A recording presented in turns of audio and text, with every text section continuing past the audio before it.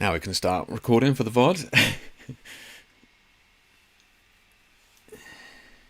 Hey Kat, how you doing? Vlad, how you doing, mate? Good to see you. Yeah, Happy New Year. Happy New Year. Steve, how you doing, buddy? You're good?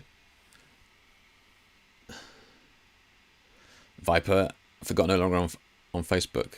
Yeah, I know. Yeah, it's been over. I don't know when we started doing this. Definitely a couple of months. Yeah. What was your name over on Facebook? Is it similar? Kat says doing good, and you? Yeah, not too bad, Kat. Yeah, not too bad. Yeah, it's been actually New Year, right? You start panicking like, oh my god, and I need to do this. I need to focus on this. I need to focus on that, and I think in like base level, you're like, nothing's going on. The new year, you just, coming off of like I took a week off, and your brain, getting back up to speed and that sort of thing. But so in my mind, I was like, oh, I haven't done anything. But it's been actually a busy week last week with online sessions. Like I had a bunch of online sessions last week, like 3 or 4 last week, or another 3 or 4 this week, a couple lined up next week. So yeah, it's like can't complain. You know, just booked a workshop in Switzerland in April or something like that, so that'd be good. And yeah, so stuff is moving forward. Hey Chris, how you doing, buddy? How you doing? And I saw your image in there, Chris. It's good stuff, man. Yeah, good stuff. Looking good. Yeah, we'll go over that in a minute. And Happy New Year, Steve. Happy New Year. I thought I was late because I was watching some random stuff. Oh, right. So you like lost track of time. Yeah, gotcha. Yeah. Dave, how you doing, buddy? How you doing? Good to see you. Tomas again. This time from proper account. What account were you on last time? Was that Viper was your account? Was it? Cat Black says, what are your online sessions like? An online workshop? It's funny you ask, Cat. It's just an effortless segue. Let me just stop the music. And yeah, I'll as soon as you asked, I mean, I will show you. So yeah, the online sessions are usually the online workshops here. So all of my workshops that I do online, cinematic one still the most popular one for sure, and doing another one tomorrow with a guy from do another one, lady from Canada, I think, and then another one on, what is it, next week or Thursday with a guy from Australia. But yeah, all the workshops. So it's essentially we go through and I give you the PDF of notes and all that sort of stuff, which some of them are like 50 or 60 page books.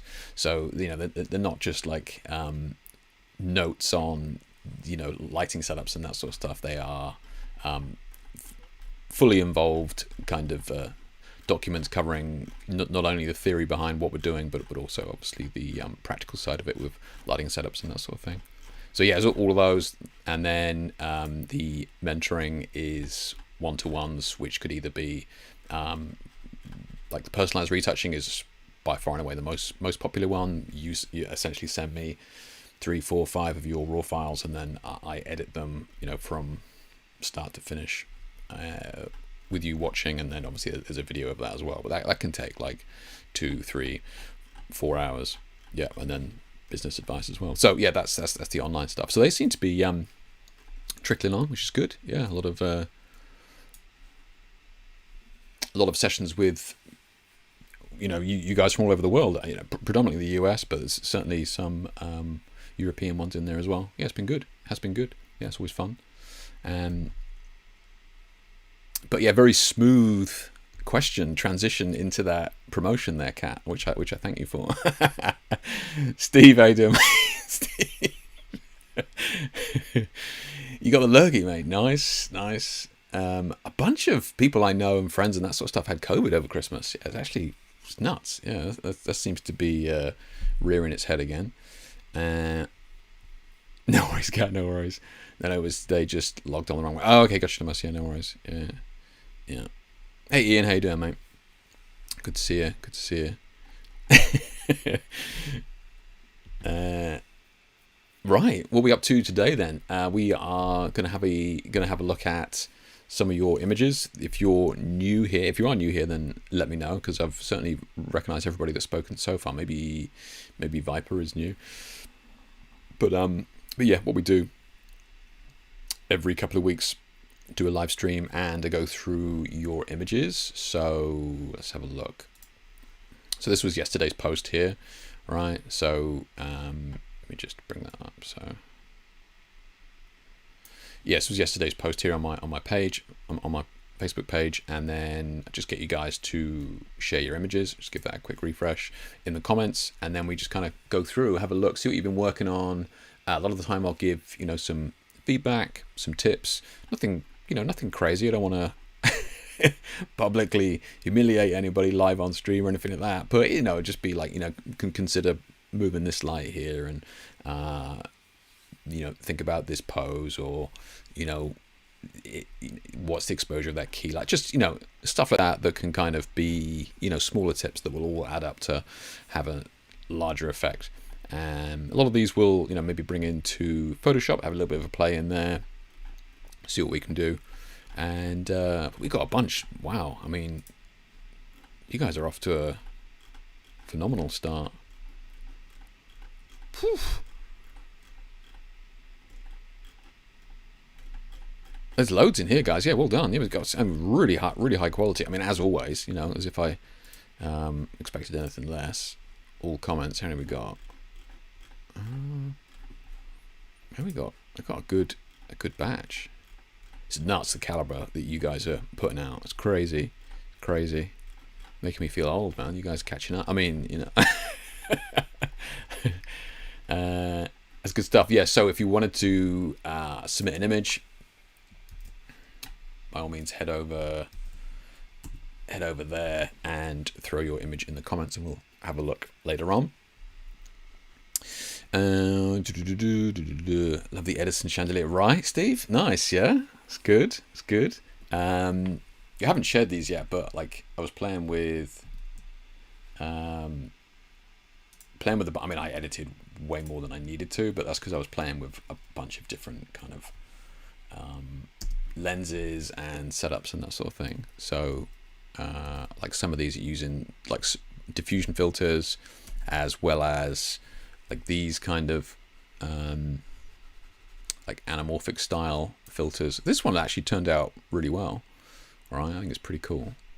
Again, this is just a filter on the lens, and then this one, it's okay, but I think I definitely prefer the warmer one for sure. Yeah.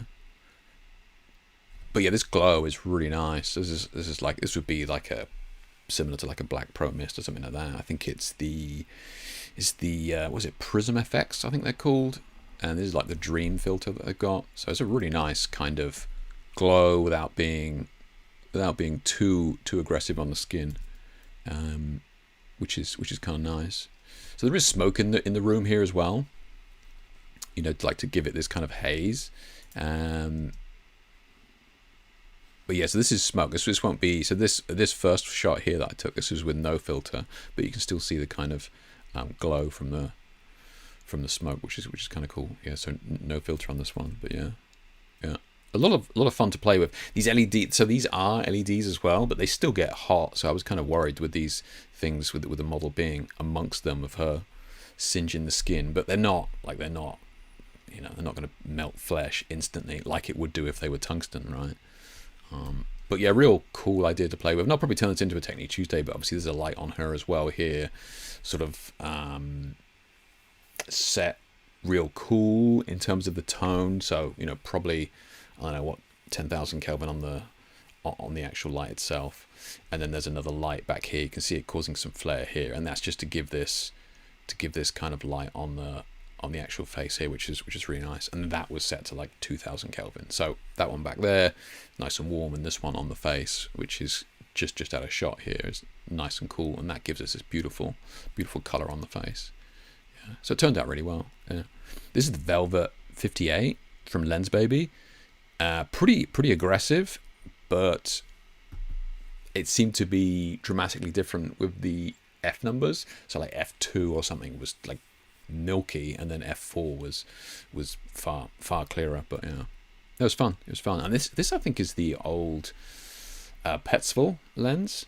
So it's like the brass rack and pinion Petzval lens. But yeah, it's cool. Yeah, it's good. It's good given this kind of this is all in camera. But that lens is crazy towards the outside. It's pretty nuts. Yeah, like it really looks like you're, being drawn into it, which is nice. Yeah. Let's have a look. Nothing from me this time. Dave says, promise myself a photography break before kicking off to new jobs again. Okay, so are you like? How long's this break? Like a couple of weeks, a month, 6 months? What are we up to? Yeah. You have a free pass to harsh critique my stuff anytime. Vlad, your stuff does not need any harsh critiques. You know that. Yeah, you know that. And that's something else as well with stuff that's trying to be a bit more creative or doing something going off in a different direction with it. Like it's kind of hard to be. I mean, it's foolish really to critique arty stuff like that because it's it's not objectively giving feedback. It's not like, how about raising this light up here so that we don't get this shadow down here? Like that's, in my opinion, like objective feedback that in my opinion would definitely improve the image visually. But with like more of the creative stuff, it's kind of difficult to give feedback. And I say that, but like especially with the colors and stuff that you do, yeah, it's nuts. Exactly, yeah, that's crazy. Those colors, that's crazy. Yeah, I love this though. Yeah, I love this. Yeah, I haven't read this yet. I'll read that in a second. Yeah. First gig of the year in London this weekend. Okay, so not too much of a break then. Yeah. Okay, that's cool. Yeah. I'll just bring that up. Yeah, the opposite to procedural shots like headshots. Yeah, I mean, yeah, like studio lighting is far easier to critique, right? Just because, in my opinion, I think there is a lot of objective ticks that we can do with lighting.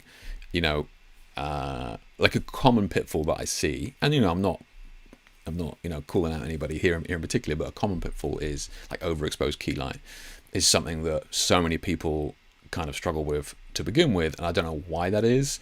But I mean, and when I say overexposed, I'm not talking about 2/10. I'm talking about 1 or 2 stops, and there might be some in here this week, but I didn't see any jump out at me. All of these look pretty good. But yeah, like, it's something that I see a lot of in here is like that's in my opinion, objectively that needs to be dialed down. Yeah. 2-day trip, nice. So you coming down to the Big Smoke, Dave? You ready? Ready for that? You got your mace and stuff. You got your stick. Gaffer taped your wallet to your stomach and all that sort of thing. Like, you ready for London? It's gonna be great, man. It's gonna be amazing. So what we could do today? So we'll have a little chat about just some bits and pieces news-wise, and then we'll get cracking with a brief chat about goals for 2024. Like, you guys know the deal by now, but I do think it is worth maybe sitting down for 5 minutes and having to think about what you want to achieve photographically the next 12 months. We can have a little bit of chat about that, and then we can get stuck into going through your images and having a look. Yeah. For my stuff in particular, I guess you can easily go for color choice critique. For example, this shot, I've seen like 5 different color palettes that you work with well, but with cartoonish look. Yeah, I mean, that's as well. So I think we've got a guy, Dave, usually shares images in here somewhere.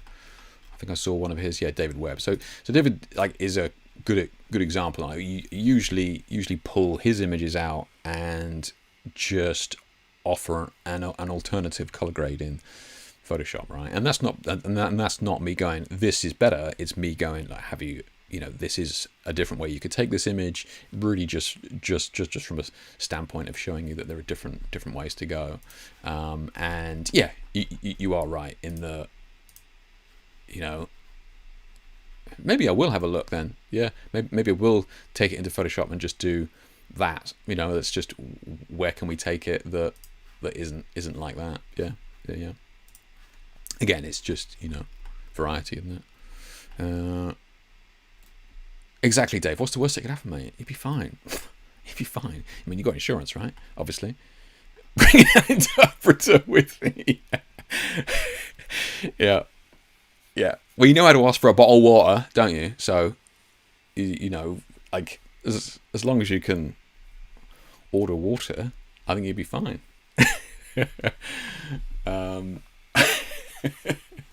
What do we...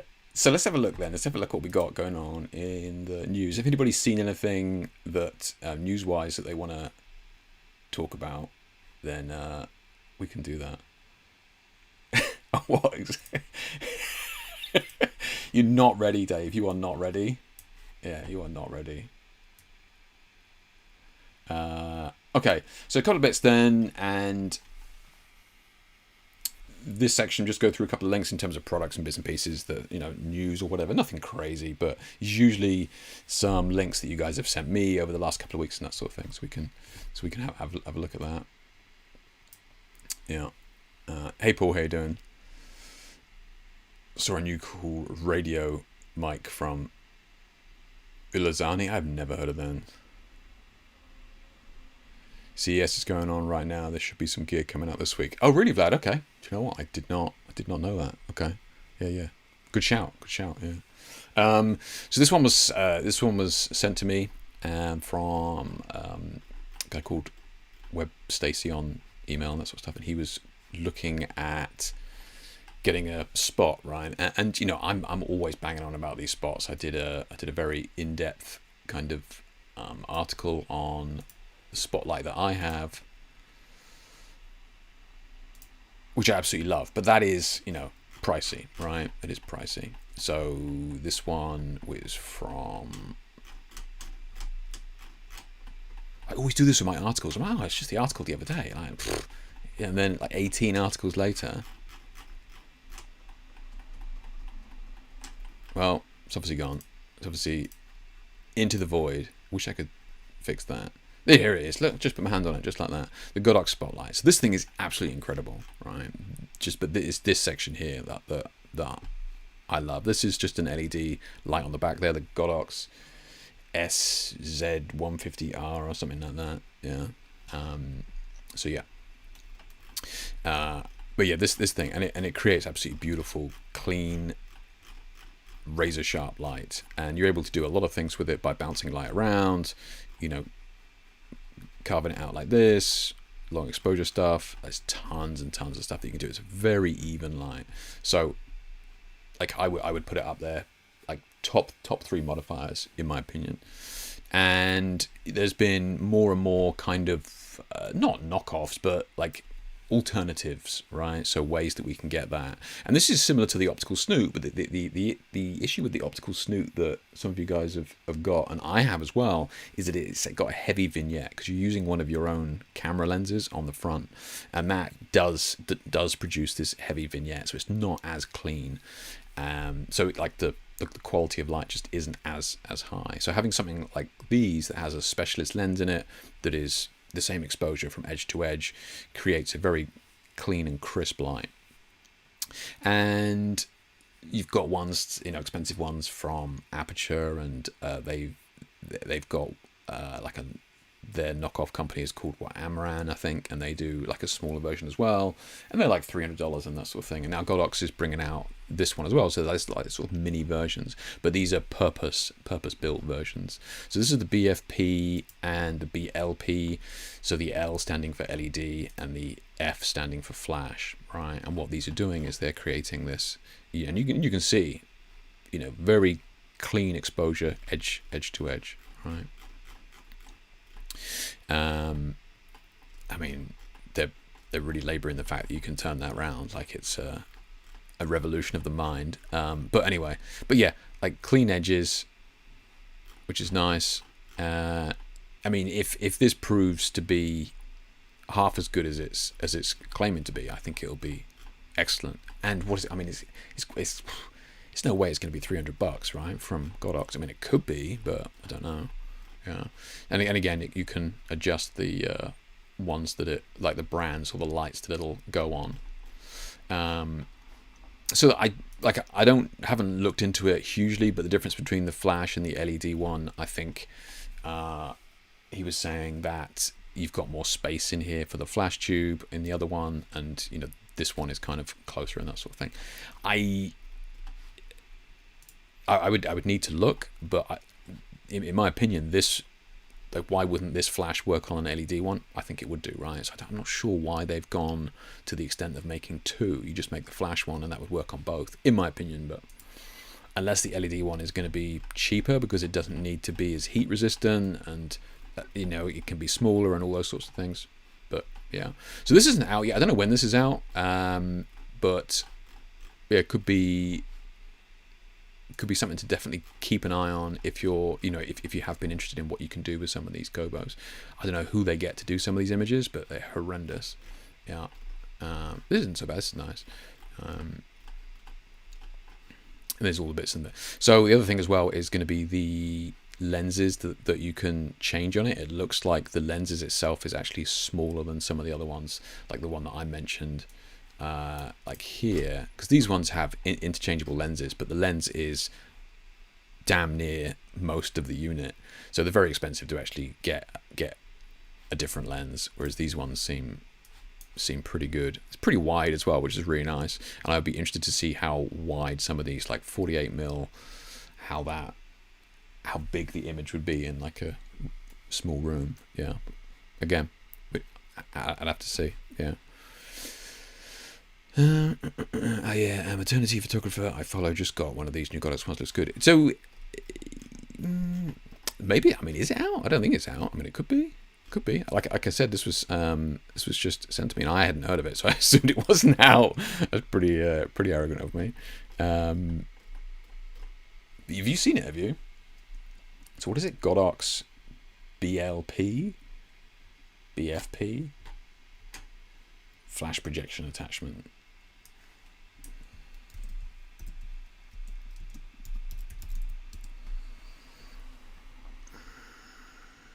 So these are some of the older ones.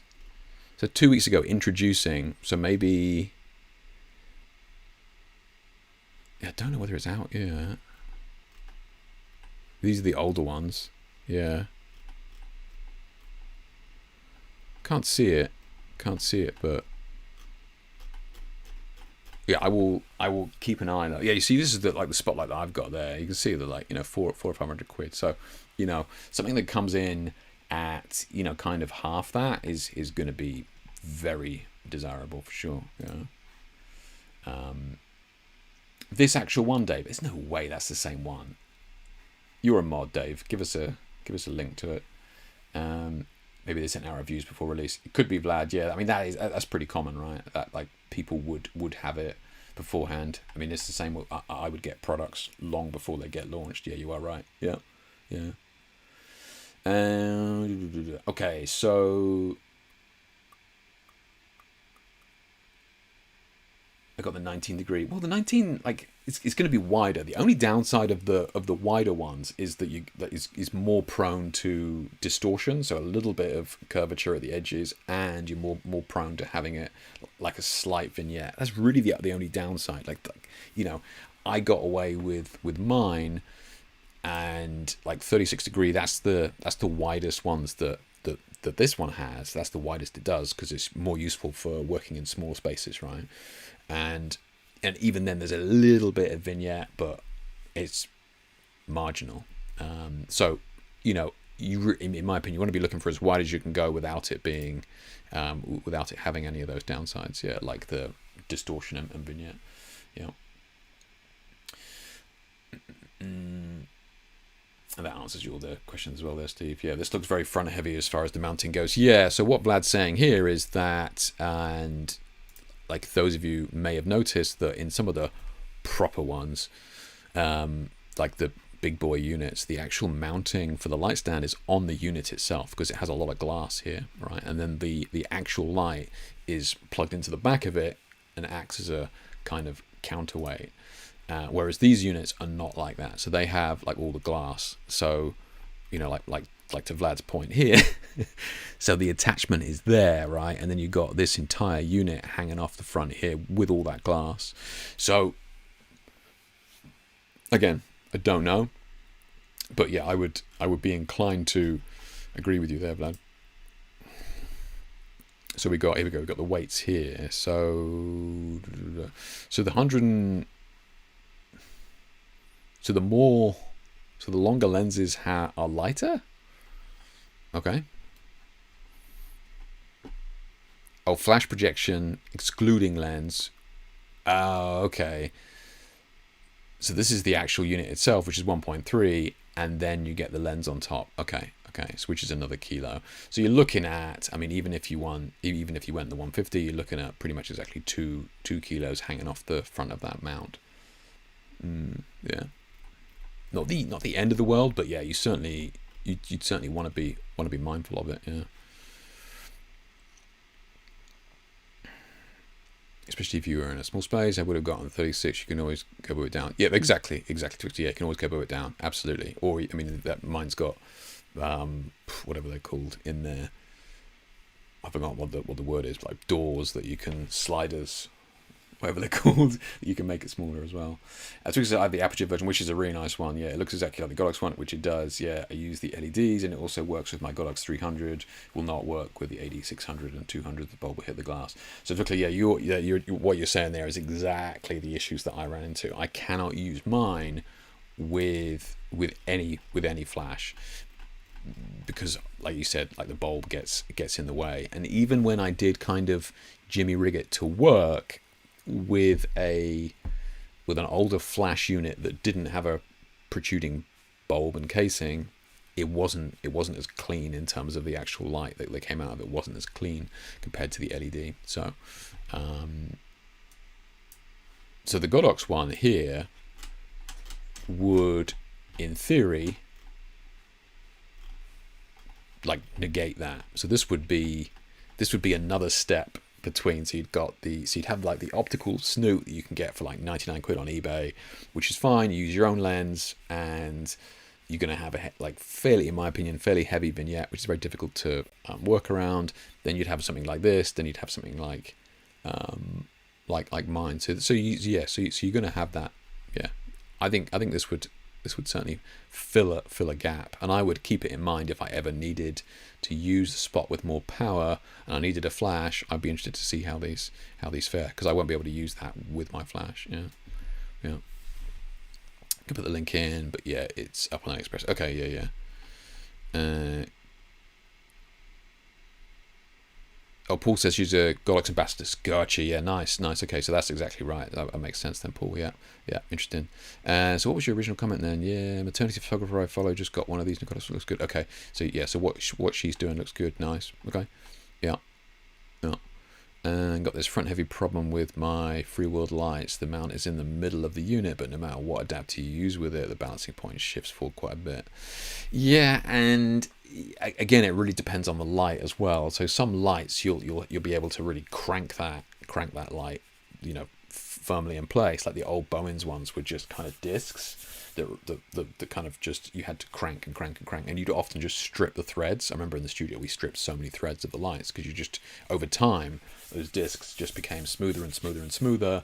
You put like a 150 softbox like Octabox on the front of that, and it just falls down. So yeah, so you are right, there is a lot of variation in the clamps for that. Yeah. Okay, can you not link it in here, Dave, just out of interest, because you're a mod, just out of curiosity, if you don't mind? I was just kind of curious to see whether you could link it in here, even though you're a mod. I know YouTube can be a bit fussy about it. Okay, so that's those. Definitely keep an eye on those. Oh, really? It's interesting. Interesting. Okay, well, thanks for trying there, guys. Yeah, interesting. Okay. And what is it like? Hey, so let's have a look.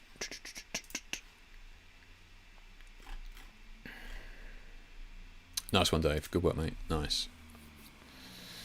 Oh yeah, you're right. Okay, so $100. Yeah, it's like you said, what, 800 quid or something? Yeah. Okay. Okay. So I wonder if that's estimated delivery date when it's available. I didn't even know they didn't announce the date on it. Okay, that's good. Good shout there, mate. Good shout. Well done.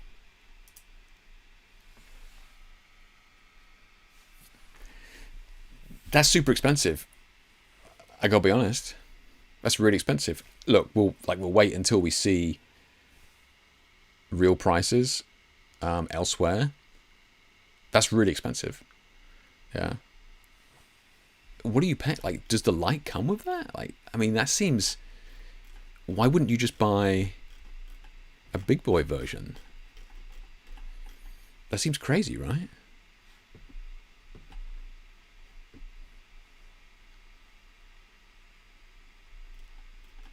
Yeah, I know, right? I think that's expensive. Like for what that is. Hey, I mean, look, maybe we'll see what the final final price comes in at. I mean, how much was I? I forgot how much this was. I'm saying all this now, like. Oh, there you go. Yeah. So this one's what, less than 500. So it's half the price. It's that's a huge piece of glass in this, which is unbelievably clear, almost and like so the benefits of the glass being larger, and I'm talking about like the aperture at the front there. Like it's a big piece of glass, which means it's going to be clearer, so it's going to be brighter because you're not forcing light through a smaller hole, right? So it's going to be brighter. It's going to be cleaner in terms of distortion, right? So the smaller the glass goes, the more distortion you get. It's more likely to be vignetting on smaller glass as well compared to that one. I mean, look, I'd love to be proven wrong. I would absolutely be amazing. But with look at how small for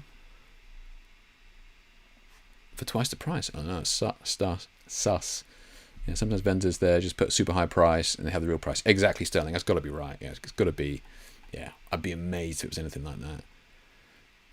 Yeah, right. Lindsay Adler optics too. It's about comes with a lens. Yeah, I mean, and that one's got a bunch of bits as well, but that one suffers from the same issues that the optical snoots suffer from. Although I think Dave's got one in here, and he's happy with his. Not Dave Thompson, but Dave. I forgot Webb, whatever he's calling himself on here these days. Yeah, no, he's happy with it. So yeah, I mean, but yeah. All right, let's see what that comes out at. I would be amazed if that doesn't come down considerably. Yeah. Okay. Right, where are we here? Okay, let's close that one down. Look, I had to mention this. Right, I had to mention this. Our very own Vlad got his article up here on DIY photography. How to create a perfectly sized more fake masks for your lenses. So look, check it out if you guys are interested in kind of this more, how should we say, like organic looking lenses with some vintage looking glass. I mean, this is really cool, this beautiful effect that you've got going on here, Vlad. Yeah, this is a great article, super in depth, gives you everything you need to know, what not to do and that sort of stuff as well. I mean, you're not going to listen to that, right? You just got to listen to him, right? Look at him. He's got loads of different versions and stuff here. So check out that article. It was a great piece, Vlad. Yeah, thank you for writing that.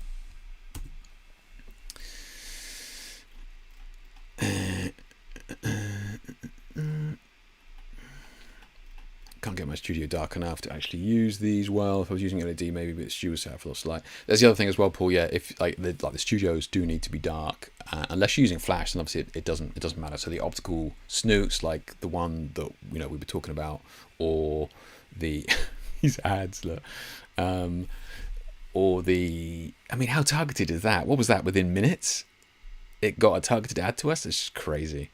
Yeah, like the Lindsay Adler one, those sorts of things. Yeah. The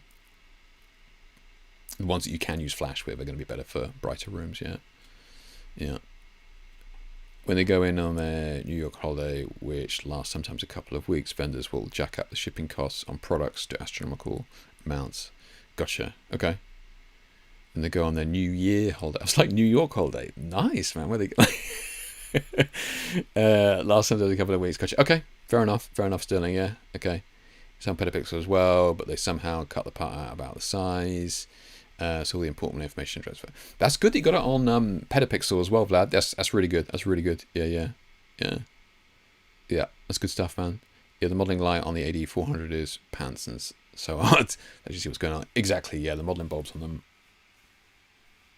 And I found with the using them with the AD400s, whatever they are, oh no, you're talking about the bigger round ones, aren't you? I'm thinking about the 200s. Yeah. Okay. Yeah. I mean, if it's not bright enough, it's not bright enough, right? Yeah. No worries, Dylan. Yeah. Got to do these live streams under a duvet with all the lights out. I mean, it's pretty damn cold as well. I could do with the duvet right about now. I do have the dog lying on my feet, which helps. Guys, it's finally happened. We know. I know I'm several weeks late on this, but it is the new year. We can finally start using color of the year. We can finally start doing it. Right. We've had the go ahead from Pantone. We finally know what color we need to be using this year, and it is peach fuzz. I know. You're all rushing out, desperate to use it. I'm not sure I would believe anything somebody says with a fluorescent green profile picture. But yeah, I am being overly harsh on the Pantone color of the year because it is, it's all just a marketing farce. And I did an article on it many years ago. It's fairly chunky article, but yeah, back in 2017, and it was actually fascinating to research this because it is just all a scam. Like, it's just a marketing ploy, and what they do is Pantone, as you know, is a massive company. I mean, it's not the same power that it used to be, but essentially what they do is they will reach out to all like the major fashion houses and labels and that sort of stuff and go, look, if you're signed up to us, give us X amount of money, and we'll let you know what the color of the year is next year. And you may be thinking, well, so what? Like, why do I need to know what the color? Like, we're already making dresses and t-shirts and trousers. Like, what's the big deal? So the big deal is, like, the color of the year it's this marketing ploy that, us as consumers, when we start seeing fashion all of like the similar color palette, right? That gives us the kind of sense that like we're on trend, right? This is the trend. This is the trending thing right now, and it's trending because they all agreed beforehand that this is the color that we need to be, focusing on next year. And it's been all these different colors over the years, right? And so that means that now you can start making your products ready for spring, summer 2024. Make sure you've got peach fuzz as part of that. So, because you're making, t-shirts or dresses and all that sort of stuff, you've got to make sure that's done beforehand. It's not just like, oh my God, 2024, we need to change the color of everything. If everybody plays by the same rules, then it means that everybody's going to be releasing these products with a similar color, and it's automatically on trend, right? Because that's all that's available. So it is this kind of cheeky marketing ploy for all the major brands that. And it works under the premise that they all play by the same rules, right? So they pay thousands to all agree on what color to use, and that color is agreed by Pantone, and then all the fashion houses and all that sort of thing will release products under that umbrella. So, and if you don't sign up, don't pay them that money, and you bring out bright green t-shirts next year, and you're just like, oh my God, you're just so not on trend. can't believe he didn't realize it was peach fuzz. So yeah, it is an interesting read if you were curious. I mean, like the whole Pantone Color of the Year thing is getting a bit dated now, but still, yeah. Exactly. See, Dave, I thought Pantone was dead. There you go. Exactly. Right. Yeah.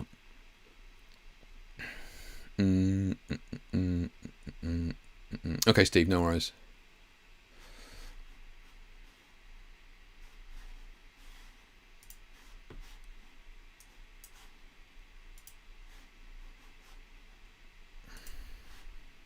Let's have a look.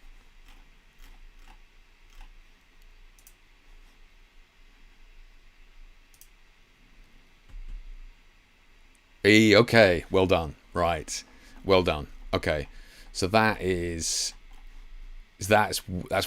exactly where I thought it was going to be. Yeah, I thought it was going to be 300 quid. So that's even less. That's going to be what, £250, $300. Okay, so that's okay, cool. So that is, I think that's a good price point. And if it's doing what it's promising to do in terms of clean edge to edge, nice and bright, won't be so heavy that the light falls over and that sort of stuff. I think that's a good spot, right? You get the regular optical snoot for $150. You get the big boy that I'm using there for less than 500. I think that is a good spot. Yeah, that is definitely a good spot. Good shout, Steve. Well done, mate. Well done for grabbing that. They are always listening. Yeah, that profile pic looks so messed up in color. It might as well be AI. I know you're talking about the peach fuzz, right? How bad is that? It's just like, it looks like it's been, those ugly fluorescent tubes you used to have at school. It's like that's what that is. Yeah. I'm being a dick. I take that back. It's obviously beautiful.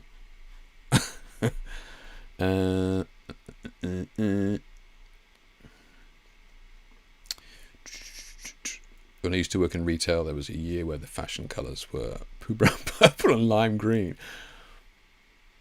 Wow. Okay. Brown, purple, and lime green.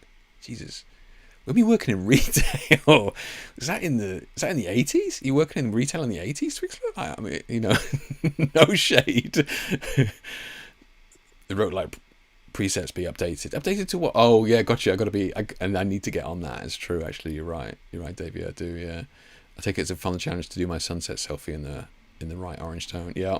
Also, I just realised that I think I'm wearing a peach t-shirt. You're so on trend, Vlad. It's just gross. Oh, it's just gross. 85mm good spread. No, I don't think it. Yeah, I think it would need to be wider than that. Yeah, I would think. Where did you see that one? Was that in the B&H one? They'll have different ones. Yeah. I've closed the tab now, but what was it? It was like 48. They definitely had 150, 85. I think they had like almost as low as 50. So yeah, I would check it, but and try and look at reviews from somebody who knows what they're doing. But yeah, I would check it, and I would probably just go for the widest one if you're going to be working with, smaller spaces and indoors and that sort of stuff. Yeah.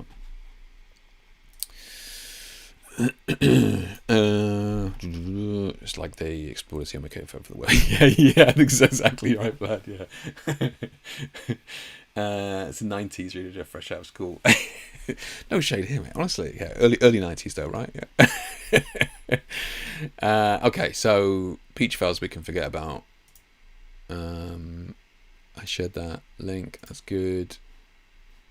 Now look. It happens every time. We may as well just rip the bandage off and let's talk about AI for just a moment. Yeah. So again, I think WebStacy sent me this one. We're talking about like generative AI. Vlad was showing me some of the results from Midjourney 6 the other week. I was going, oh, are these being upscaled and that sort of stuff? And he's like, no, I think that they are coming out looking this good in version 6 from Midjourney straight out the gate. So like it's just getting better, just so quickly now. And we're starting to get into the issues with copyright and that sort of thing, right? In terms of ownership, more so than ever before. And why is that? Well, because you can get into a situation where you can go, I don't know. So you could go, paint me a picture of RoboCop, and it'll be like, no, I cannot do that. That goes against my code of ethics, or not code of whatever it is, copyright. There's a term for it. So I can't do that. But yeah, if you type in RoboCop, then you get this, right? Or animated sponge, right? So like, it's so easy to work around the rules of the generative AI and video game plumber, right? And a whole universe of potential trademark infringements with the trademark infringements. Thank you. With a single 2-word prompt, animated toys. This is what you get, right? So, and it's kind of an issue. Well, like, how do you stop that?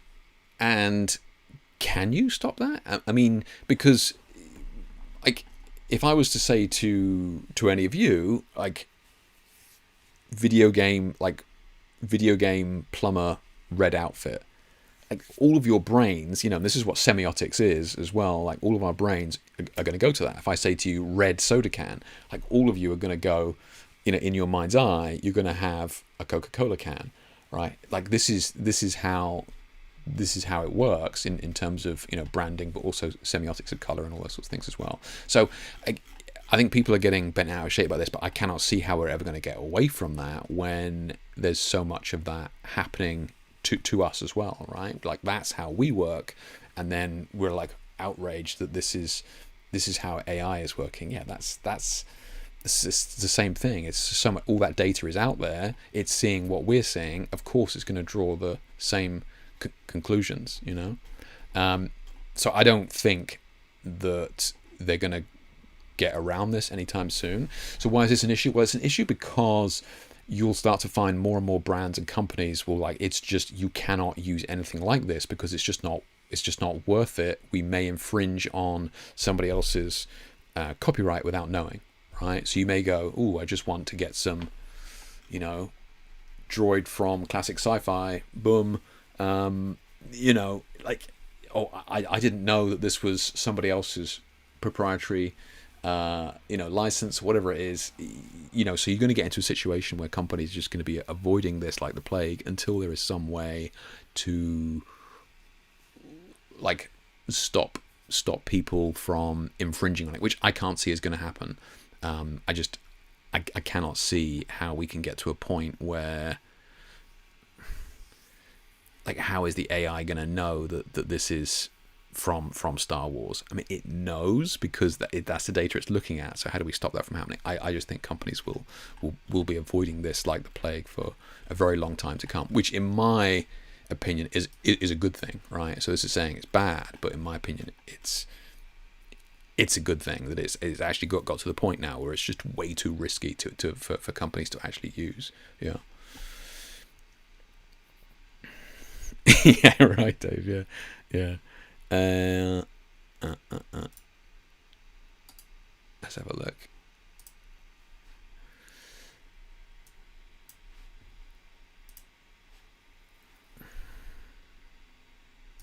So what are we looking at here, Vlad? So this is Midjourney version 6, is it? Is it? Please, like, is it? Is that what it is?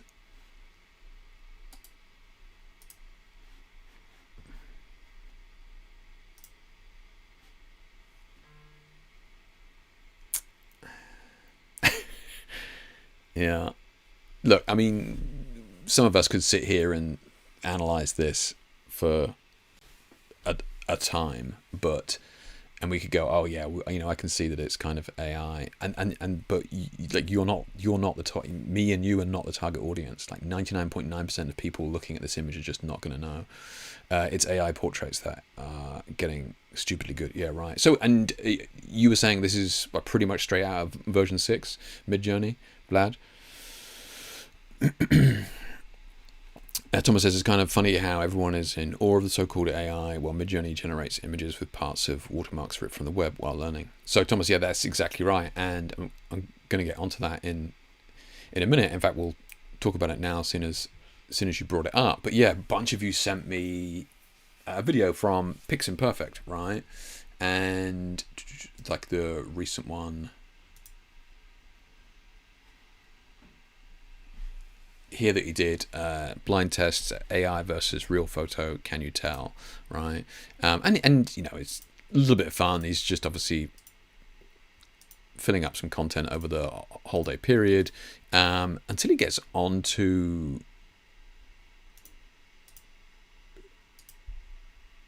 a little bit here.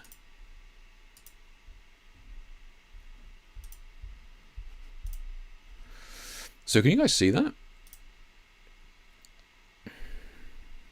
Hello? Did I just go to mini player? No?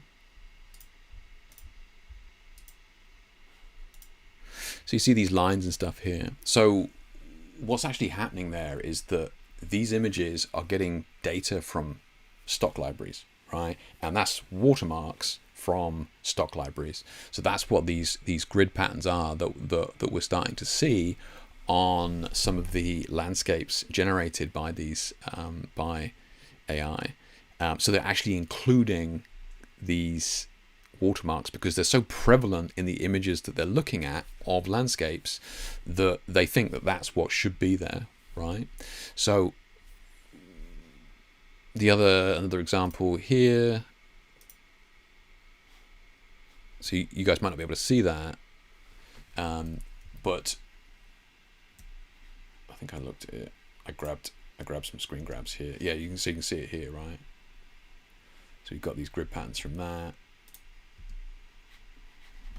And AI is also including these watermarks, right? So trademarks, because it thinks that it's looking at all these images and it thinks that this is what should be in portrait of woman, right? Because there's so many portraits of women out there with photographers, branding, and watermarks. And this is just mess. It doesn't say anything, but it just goes to show that AI is looking in places that it shouldn't be looking.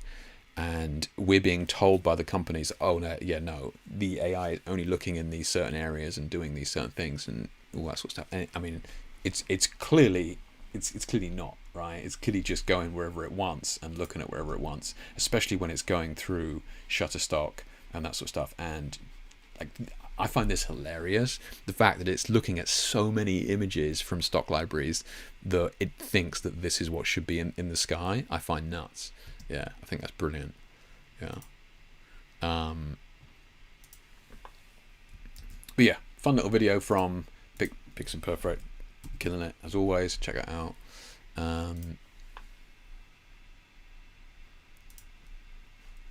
Where we get to here?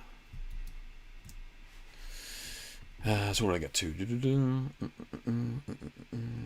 So Vlad sent me these. On the flip side, AI has come up with formula to create long-lasting batteries without lithium in 2 weeks. Oh, really, Dave? Did you see that? I haven't seen that. That's interesting. Yeah. Oh, there you go.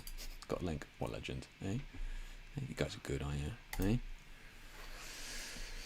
Advances in AI, high-performance computing are changing the way scientists look at new batteries. Artificial intelligence, large-scale cloud computing is speeding up the search for new battery materials, and AI-enhanced collaboration between Microsoft and Pacific Northwest has already produced promising new material, which two are showing publicly today. I discovered a new kind of solid-state electrolyte, the kind of material that could lead to a battery that's less likely to burst into flames than today's lithium-ion batteries. Yeah, it's true, right? Like electric cars, like the early electric cars, lithium, they're just burning lumps. Yeah, interesting.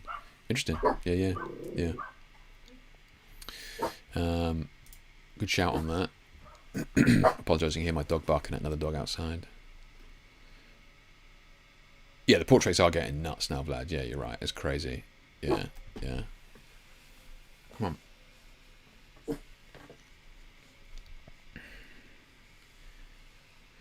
Zoom out enough to make it screenshot. Oh, 100%, Vlad. Yeah, it's no way. I mean, and sure, like even if you know you or I were looking at this now, like zoomed in, and we go, oh yeah, we can tell. But like we're not the market, right? That's it. Like the 99.9% of people are not going to be, because you're not looking for it, right? You're just not looking for it. So you know it's gonna. But that is crazy. Yeah, it's crazy.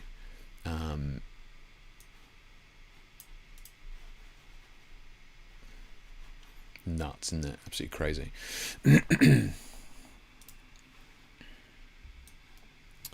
Let's have a look. Zoom out.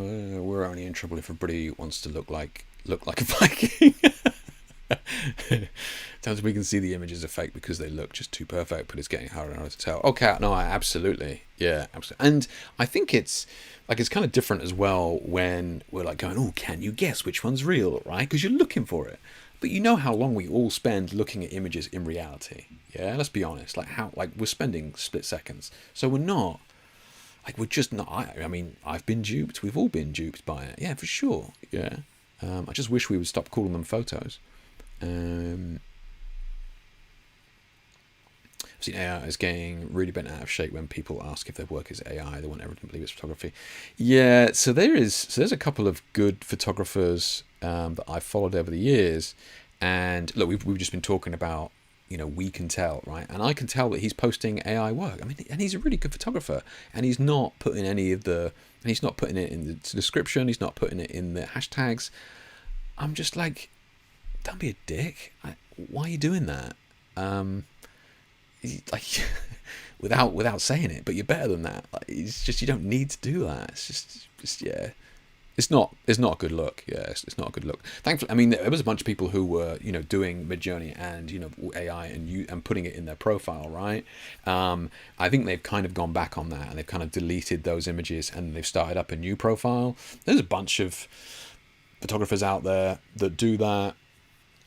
Saying before, Chris Knight has got a profile for it. Pratique has got a profile for it, and nothing wrong with that, absolutely. But keep it separate. Yeah, don't try and trick people or confuse people.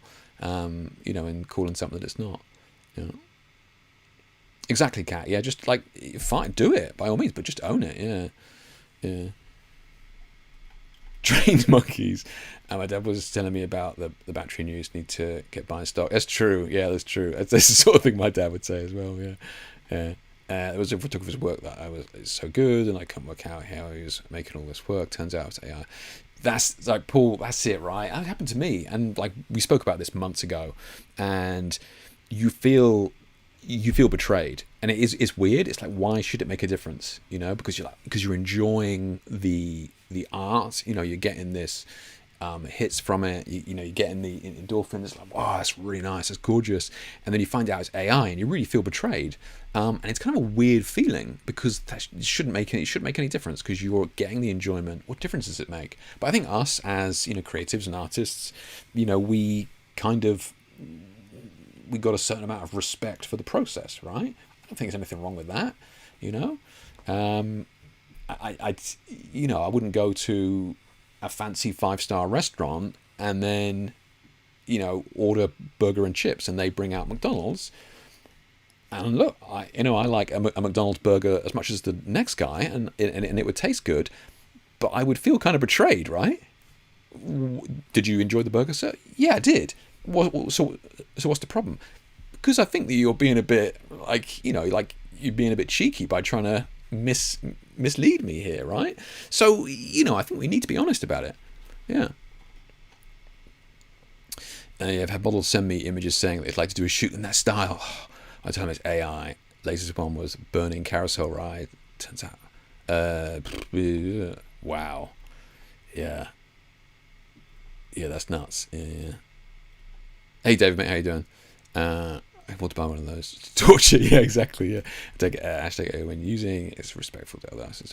So on this thing here, you mentioned the hashtag there, and we kind of spoken about it before. But and people, like Pratique, we've looked at his images in the past. He's very very well known and very established retoucher, that sort of thing. Clearly knows what he's doing, and he set up a different account, and he's producing these beautiful AI images, and he's hashtagging it and all that sort of stuff. I am absolutely convinced that Instagram is suppressing those images, because they are getting no traction at all. And they're beautiful images.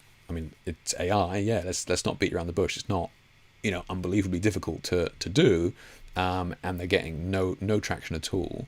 And he is fairly well known already.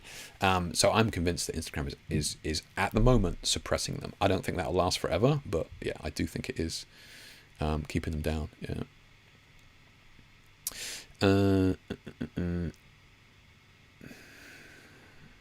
Tony says, is this AI program called Magnific AI that takes AI images and upscales them and adds realistic details? Blew me away. So yeah, and this is something that this is what I was going to come on to now. And this guy here, Yavi Lopez or whatever, is so he is the founder of Magnific AI, the program that you're talking about there, right? And what this essentially is doing is it is, so it's actually taking images and then upscaling them. So it's using AI to upscale images, right? And some of the resolutions that this thing will upscale to is nuts, right? And it doesn't matter what it is. Like, it can be a cartoon. So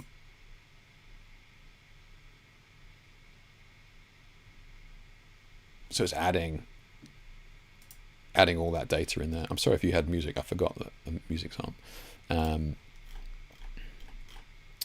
So this one, right? So people have been taking, because it's the same principle, right? It's working out what it is, and then it's upscaling it. Now, it doesn't matter that this file that was given to it was like 4,500 pixels by whatever. It's still looking at it and going, we need to upscale that, right? So, so like, that's pretty nuts. Yeah, let's not. It's pretty crazy, yeah.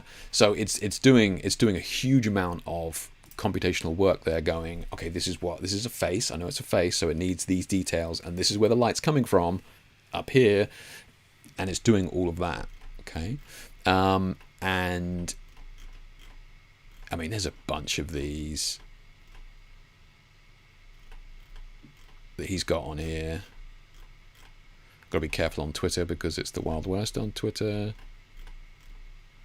Let this idiot finish talking a minute. So this is the same thing. So GTA,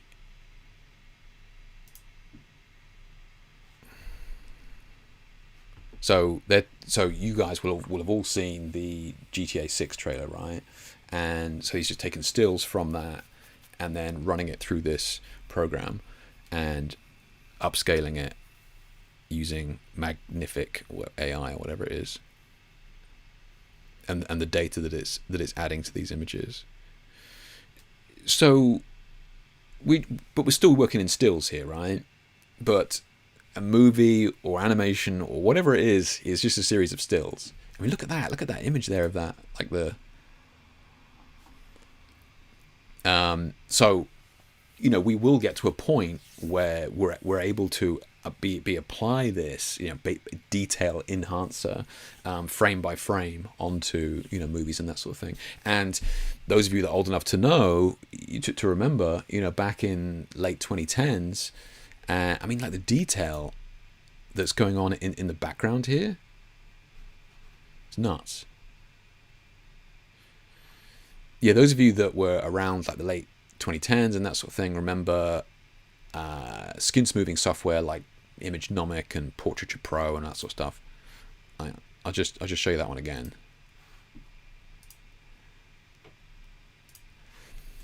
And what it's basically doing skin smoothing via a plugin and filter. And at the time, we were like, "Whoa, man, that's nuts!" Like, imagine this being applied in real time in cinema. And yeah, like, that's, and you know, within the space of a few years, that's exactly what was happening. It was basically using facial structure and knowing exactly, you know, eyes and mouth, nose, that sort of stuff, knowing exactly how much to apply, and running it in real time, frame by frame.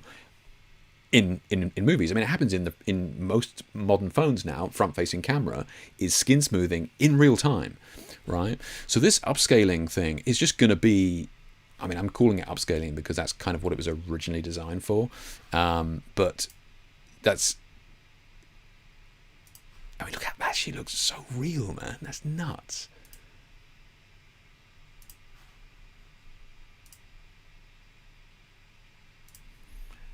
Right? And he's just running it through this software, you know?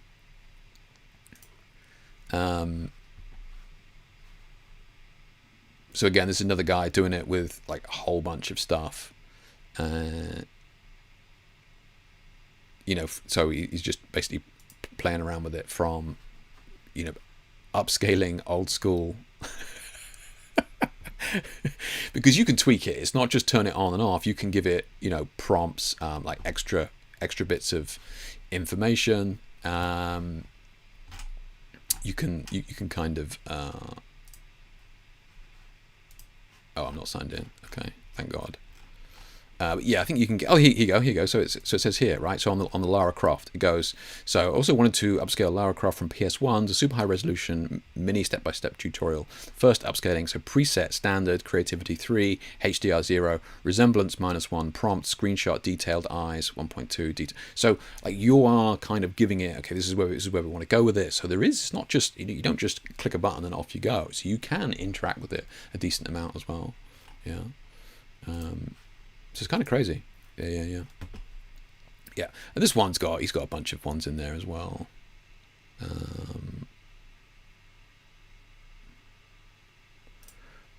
But even, you know, like crappy pictures, just running it through, just any picture, you know, taken on your phone or whatever.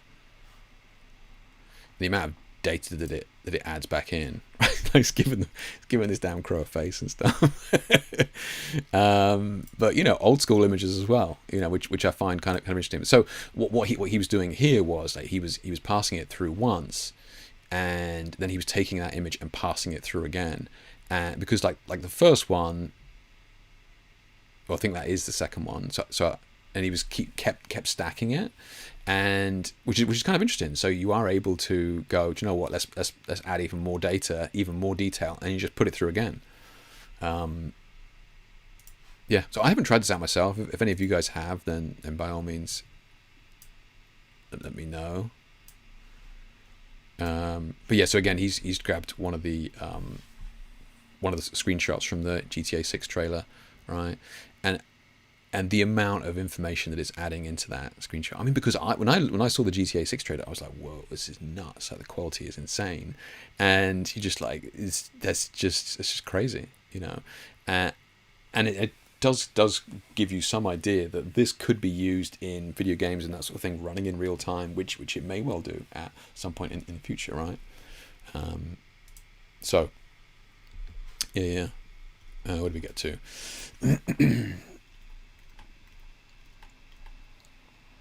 Oh, you like my McDonald's comparison? Yeah. The difference if we can't do the same thing as photographer way. Yeah, exactly. Yeah. It's just cheating, right? It's just, you know, it's not really on. Yeah. The let down betrayal comes from the fact that if you appreciate your photography, I'm going to try and learn from you, and there is nothing to learn from that process. Very true. Yeah, that is a good point, Vlad. Yeah, I mean, like you're looking to, you know, you're looking at this piece of work and you're, you know, inspired by it, and then you find out that person can't really, you know, give you anything because they've just kind of cheated. Yeah. I haven't seen the burning carousel thing either. If you want ID to promote you, then post cats or other stupid videos. I mean, yeah. I mean, yeah. I wonder whether IG will kind of survive the social media apocalypse that all of them kind of go through. I wonder if TikTok has taken away a lot of that crap. I don't know, but I certainly agree with you, Tomas. Yeah, I sent a message asking about using it with photos and the same reason skin details lost. Okay, yeah. This is the burning carousel. Wow, it's good stuff, though, man. Right?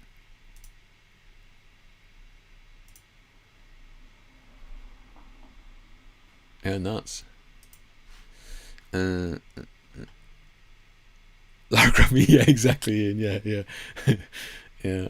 So do you remember how the movie Waking Life or a Scanner Darkly. Yeah, that's right, Scanner Darkly. Yeah, I remember that. Yeah, anyone remember Running Man movie when they swapped android faces? It was like impossible in reality. They got a Snapchat. True, Thomas. Yeah, and they did it in what's the Nicolas Cage one?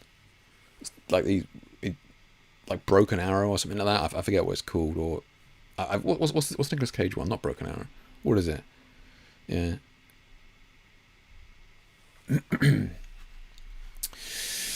Face Off. Thank you, Steve. That's exactly it. Thank you. That was killing me. That's killing me. Well done, mate. Yeah.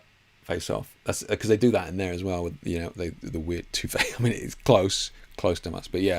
But you're right, Thomas. Yeah, like that tech, which was just groundbreaking at the time, is just going to be normal. And I think this is growing in popularity massively now, especially when people are starting to see that it can be used for just more than upscaling crappy photos or adding detail to AI images.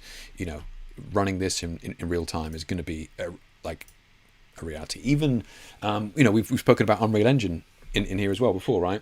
We had Gabby in here chatting about metahumans, right? And like they have this the Unreal Engine metahuman aspects that they have in terms of facial movements and expressions, like that's there. I just feel that it's kind of missing that extra layer of detail and data, and this would be perfect for it. Just basically adding that in on top of metahuman, especially if you were going to be if you could somehow run it. Maybe not in real time because it probably would be a variance, but I could certainly see people. I mean, look at the data it's adding to these.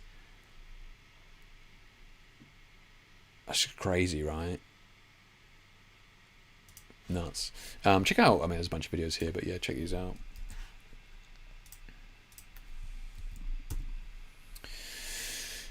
It's not cheap though. Going to cost you a pretty penny. What this how much is it? How much is it? It's like 30 quid a month or something, isn't it? What is this Magnifique thing? Here we go. If you're interested, it's so funny because like the previews that these guys have on it now are just like, what is this? Hey, what is this?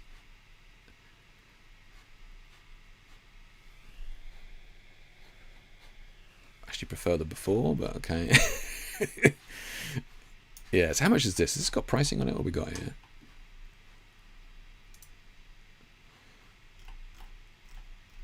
How much is it? Right now, Pro plan costs, there you go, $39 a month, premium plan. So I don't know what the limitations are. It'll probably be on the number of images that you can make each month. So maybe it's like 40 images a month, so it's costing you like $1 an image, or this will probably be up to like, I don't know, 200, and this may be infinite, right? But yeah, check it out. Interesting piece of software for sure. Yeah. Imagine seeing the burning carousel as a real photo. You think, wow, right? And you think, but as AI, you think, well, that's exactly right, Steve. Yeah, as a real photo, you think, wow. And then when you find out it's AI, it's just like, oh, whatever. Yeah, it is weird. It's like the value of visual media is actually worth far more than just what we're seeing, right? Which I find like a really interesting kind of precipice that we're on with this, because it's no longer just what we're seeing. It's actually the intent has even more significance now than it certainly has done. I mean, and you could say it was the same back in like 50s and 60s with people who were shooting color photos, right? They were just like these absolute just heathens, just Philistines shooting color and not true art of black and white, but like there was no hiding that. Everybody knew you were shooting color. This is kind of really driving home the intent behind the image, not just the final result itself, because that's kind of what it's always been about, right? It doesn't really matter how you get there as long as you get the final result. It's about the final product. But I think now more than ever, the intent and the process up to it is going to be worth more than it has done for a very long time. Like BTS is going to be almost mandatory, right, to prove ownership. I mean, we've spoken about this in the past about raw files being on the blockchain to prove that you own them. BTS, all that sort of stuff. Like the prep work leading up to it is probably going to be, you're gonna have to keep that stuff, right, to prove that you own it.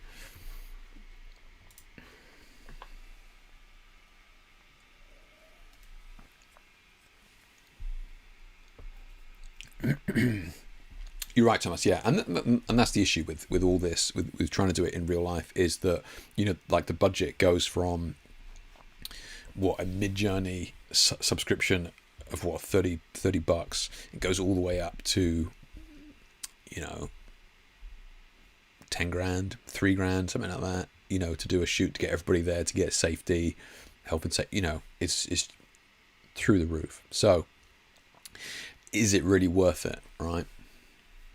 Don't know. You'd have to do something that you're going to have to work out as you go along. Okay, right. Let's close some of these down. We won't talk about that today. We'll get cracking. But check out that.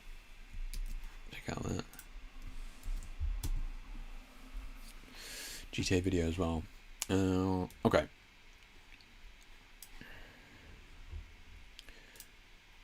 God, it's not like us to be distracted. It's really weird. And we got here. Where is? We can close that.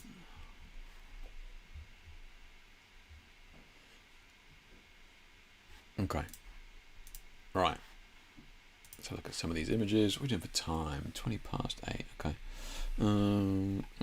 Like when you see wildlife documentaries, filmmakers sitting in the rainforest for weeks at a time to catch a rare animal rather than CGI.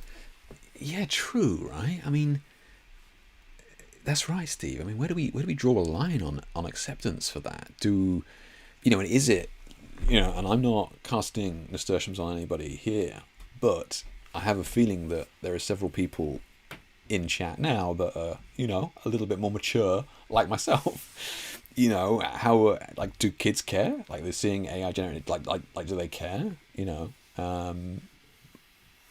Maybe not. But you're right. You wouldn't sit down to watch a documentary, and even if it looked real, it just wouldn't be the same. It's like, oh well, we researched these animals, and because we couldn't capture them sleeping or giving birth, like here's some renders.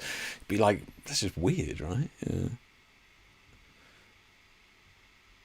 And in Mid-Journey you can retry for a whole mummy. That's true. Yeah. I mean, you can see. Yeah, you can spit out hundreds of examples for that. Yeah. The last fire shot I did the profit was all on the fire performer and safety for the born to take apart. Exactly. It's very difficult to justify, some of these budgets, especially to clients who have no idea as to how much some of this stuff costs. But even with my stuff, sometimes it can be a big deal when I'm trying to justify the cost of a makeup artist and a stylist. And it's like, well, I'm good at my job, but I can't do their makeup, or I can't do their hair, and if like the model's going to be turning up in her regular clothes, like we need these kind of three things to make it work, and it can be still a surprise to people. Dinosaur documentaries. There's only a matter of time before that comes back around to being on trend again, right? I remember when Jurassic Park came out in mid-90s or something. It's only a matter of time before that becomes big again. I think that's why stuff like Transformers movies is so bland. It may be, Steve. Yeah, maybe because that it's. Yeah, there is a lot of that where you're kind of looking at it going, oh, which bits are real and which aren't. Yeah, I mean, it certainly kicks you out of the movie for sure. Yeah. Right, let's have a look at some of these shots then. Let's get cracking with some of these.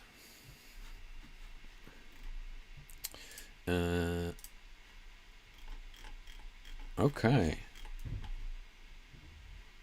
Oh, Sterling, nice. Pop one in there. That's looking good, Tomas. Looking good. Oh, it is the same Tomas. Okay, nice. Perfect. I like that. Oh, this is the one you shared before, Robin. Yeah, nice. Okay, yeah. Robin. Paul, that studio is looking massive, mate. Have you extended that? I mean, it looks good. Don't get me wrong, but where's the extension?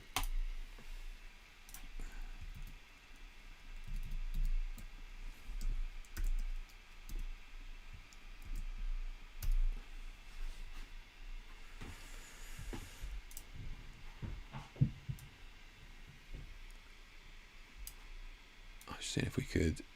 I can't see it, so you've certainly cleaned up the separation there. If you have extended it, it looks good. Yeah. What we got here? One from Emma. Beautiful. Love that. Rachel. Paul. Nice. Anders. Dave's in there as well. Chris. Nice. Okay, cool. We've got a bunch to get through, so let's get cracking with those. Like I said, share a shoot's what we do. If you want to share your image, then by all means head over to my Facebook page and pop it in the comments to the shot, and then we're going to go through them, offer some feedback if needed. Let's have a look to check. It goes back to that it costs this much because yeah, that's true. Oh yeah, that's right. I remember you listing that out. Yeah.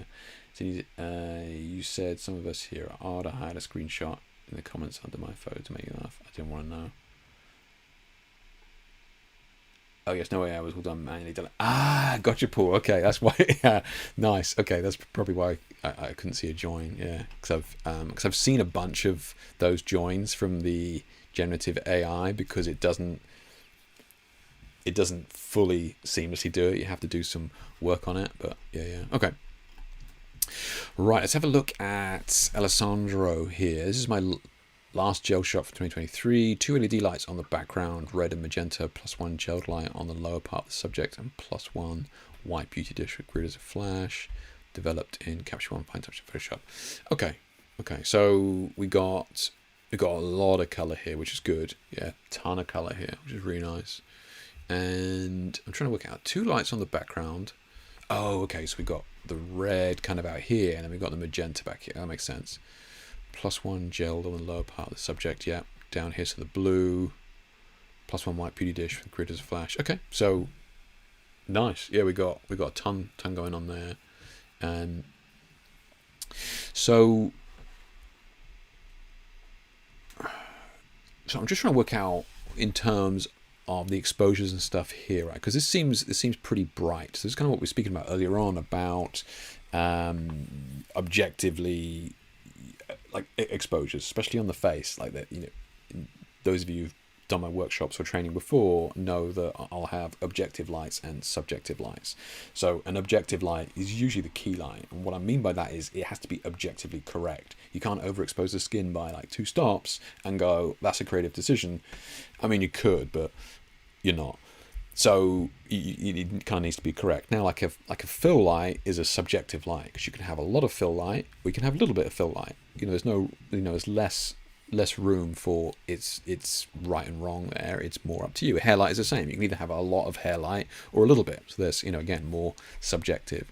So I'm just looking at the exposure of this shot overall here, and just thinking about how bright it is. And sometimes the brightness is not necessarily at the point of capture. Sometimes the brightness can be down to you being in Capture One, working on your system, and maybe your screen's a bit dark, right? So you end up brightening it up, and then when you see it on a different screen, it's too bright. Okay, so one thing that we can kind of see with the reds is that when reds get kind of blown out like this or overexposed a little bit, they kind of go to orange, because reds will give you this, like, I'll give you more saturation, and then look, I've got no more saturation to give you, so now we're actually going to start going backwards, right? So the more light that you give it, it now starts going through to the orange. You're actually losing saturation. Okay, so it's just something to be mindful of. Let's just have a look here. So if we just check this out, so if we just go apply image on this curves layer, so what that does is it's just going to give us a mask based on highlights. Yeah, So now when I kind of darken this down, it should focus on the highlights first. Okay.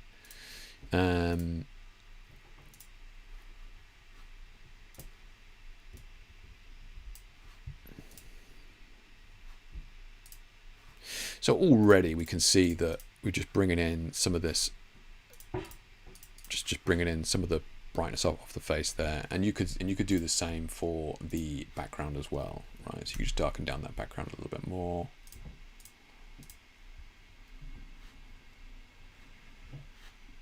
And I'll just quickly select and mask it.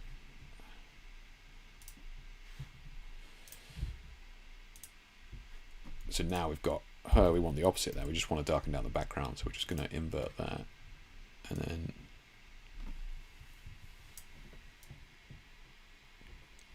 so when I'm doing this, you guys might not be able to see this, but when I'm doing it, I'm darkening this down, you should start to see that some of these reds actually start turning, or some of these oranges, right? If we just reset this, so some of these oranges here, when we start darkening that down, you'll start seeing that they actually start to go red. Yeah. So I'm not saying that you need to do this. I'm just saying it's something to be mindful of, that when we're sort of overexposing, especially with gels and key lights, just be careful that some of these colors are not going to bleach out. So I don't know what the raw looked like, and whether it was your screen. So maybe your screen's a little bit dark, and you just need to maybe open this image up on a couple of different screens just to double check it, or whether it was kind of overexposed at the point of capture. Yeah. But in terms of what's going on with the image, there's a lot going on there, which is, you got beautiful separation between this blue and key light, which is really well done.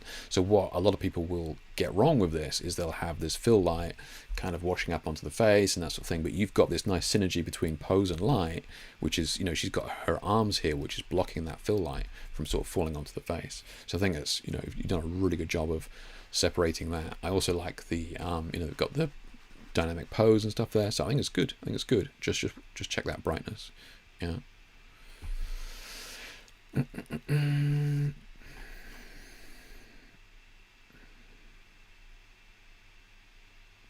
Oh, okay, Paul, have a look at that. Yeah.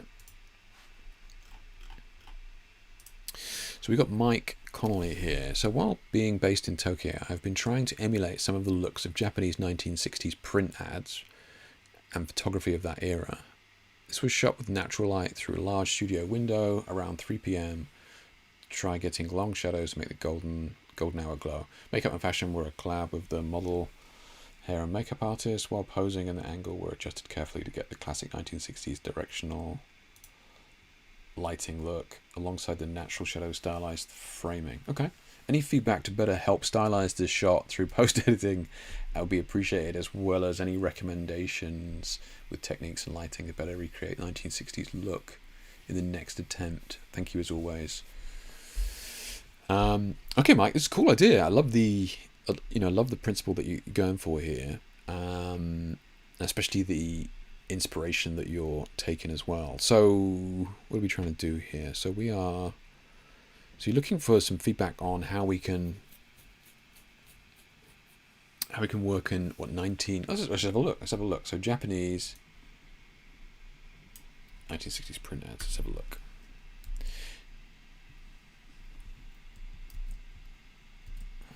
Hello? Can I not copy that?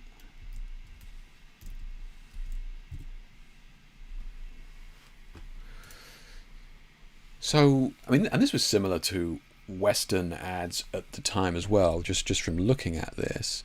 So we can kind of see some of the things here.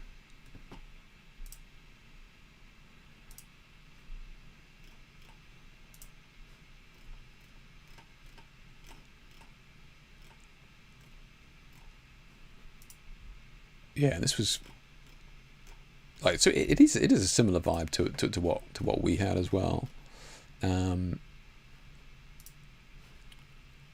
So one of the things, the immediate takeaways that we can get from this is like 1960s, right? Summer of Love and all that sort of stuff. Most of these adverts, especially back then, were very, very happy, right? Very positive. Everybody's really happy. Everybody's really enjoying themselves. So stuff like this, you know, everybody's looking super positive, right?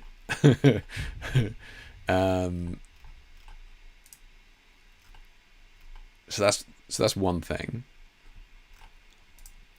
The other thing as well is looking at, and this was kind of indicative of the age of print as well, is that we had to be really mindful of shadows back then, because the print medium, like, it was costly to use a lot of black ink. You know, I'll be totally honest. So we were kind of mindful as to how contrasty some of the images were, and if they were too contrasty, it would just give us black ink, and the shots would look rubbish. So a lot of times we would actually have a lot of data in the shadows. So you see here we got. So we've got definition, but we still have a lot of data in the shadows here, right? Like here as well, right? I know the light's coming from left to right, and this is the shadow side, but like a lot of data in these shadows, right? So, you know, a lot of filled in light here as well. You know, this is kind of daylight, so, but again, you know, fine.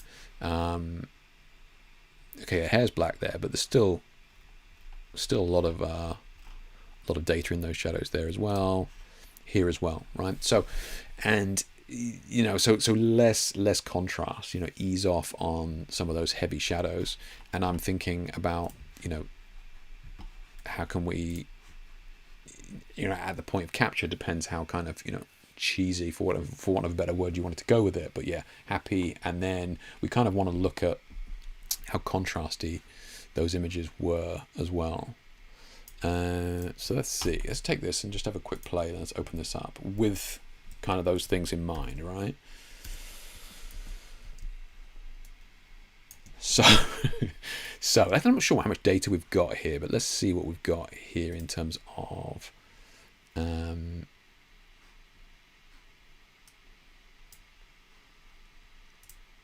so let's just try it. Let's just take all the contrast out.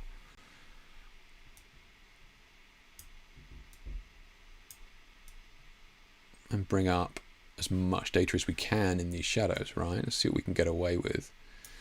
That's a generative fill extension right there.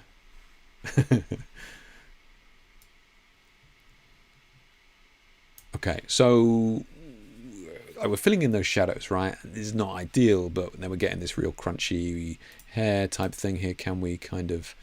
here we go. So the texture... we can knock that back. I mean, this is already feeling a bit more, you know, 60s already, right?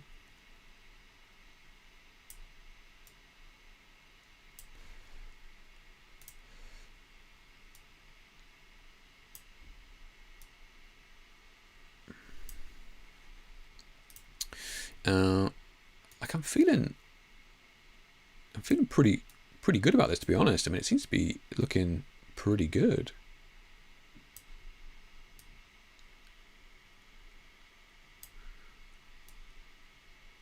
And at this point, I'm just really seeing what we can get away with. But again, we would definitely want to knock off those blacks there, those bright highlights there, and let's just come in there, take some of that color out the skin as well. I mean, saturation. See what we got there.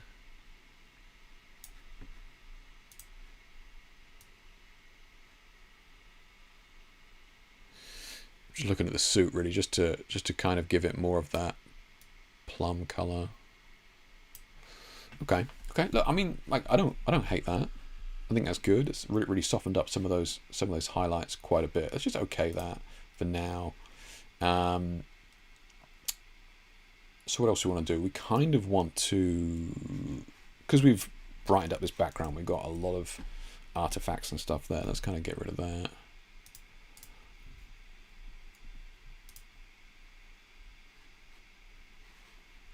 So just grab her there. So I just want to desaturate that background to get rid of some of that crappy color that we've got going on there.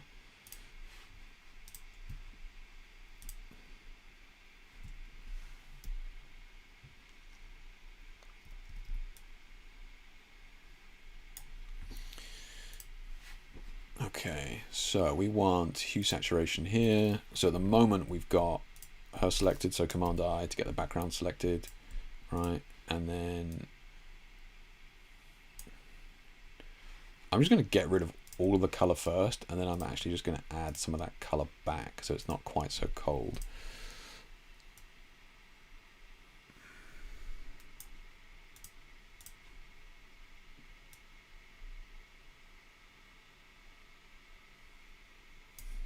I mean, it's looking pretty good. Yeah, it's looking pretty good. We need to clean up those lines there.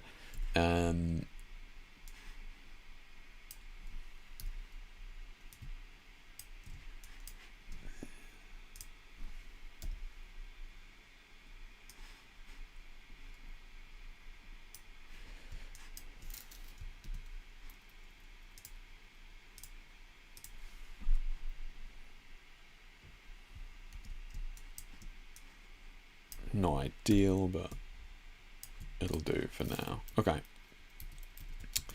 I mean, you could color grade this if you wanted to, but I actually really quite like the colors we've got going on here. You know.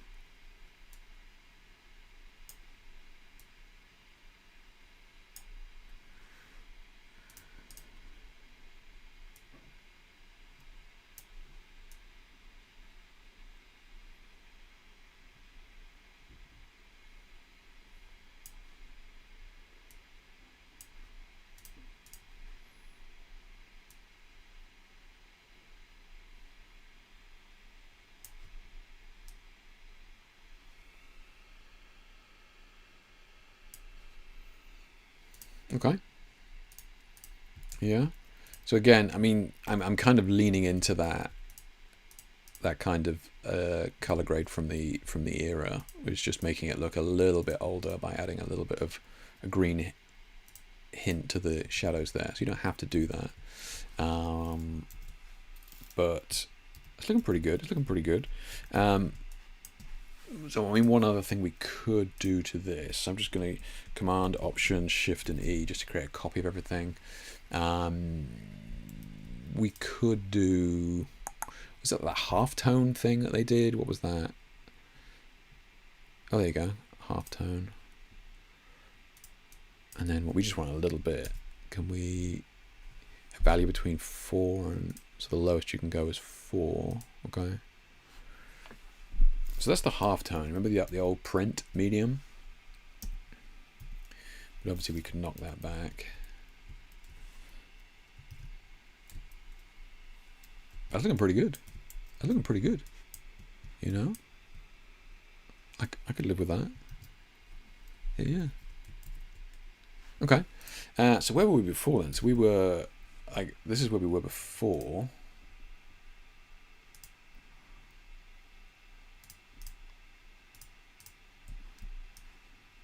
Now we are dealing with a JPEG here. We don't have a ton of data to work with, you know, especially in the shadows and that sort of thing.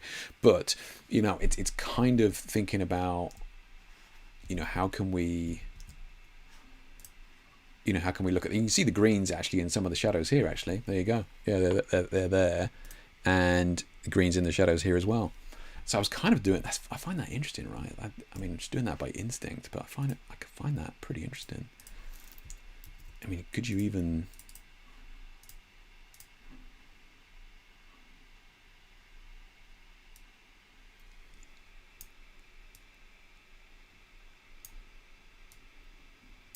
That's nuts, yeah. Okay. So I'm definitely on the right track. So yeah, they've got those greenish hues and stuff in the background there, and you know, opening up those shadows a lot is going to be the way to go. And that kind of halftone thing is something that you could add, but you can kind of see the texture that these have here. Yeah, something to think about. Yeah. So I'm not sure if that helps or not, but something to play with. Let's see. Animators for long exposure, double exposure. I would love to visit Japan this year. I hope. Yeah, that would be. I would. Yeah, it's definitely on my bucket list. Every year that goes past, you know, I think it's, yeah, I need to sort it out. Any tips on creating a 35mm Technicolor look from 1960s? Got a theme shoot at the end of the month. Needs a peach fuzz. Yeah. Don't hate that. I know, Kat. Right? That's a good sign. You know, when you don't hate it, like that's a win. Yeah, I think I don't hate it will be my motto from now on. Exactly. But yeah, that's pretty good, right? I mean, for just for a few minutes playing with that, I mean, that's, you know, I'm actually pretty into that.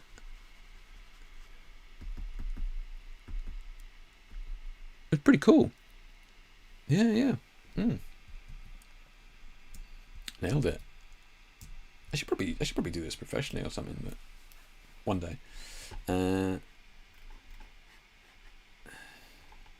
Yeah, interesting topic. You know, just to think about something like that in terms of like a style or an era, and then, you know, breaking it down as to what are some of the common themes through those images, and then trying to pick that out and apply them.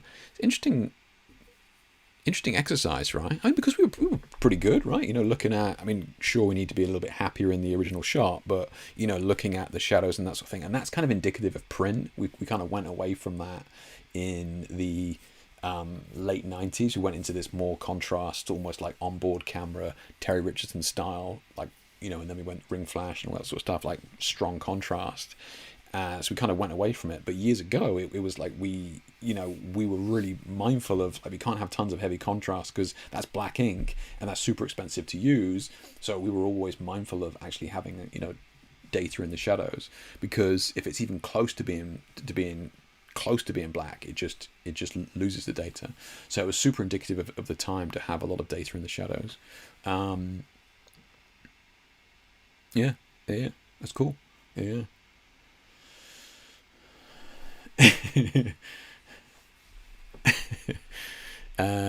So Mike, I don't think you're in here, are you, Mike? But hopefully that was useful. I mean, I found it useful. I think that's a good exercise. Maybe we can think of other random themes that we can play with in the future. Yeah, cool idea though. Right. Miriam, here's a colourful Miriam. Happy New Year. Here's one of the latest gig photos I shared, considering we have no power over the lighting. Yeah, love to hear your output advice on these edits, please. Thank you.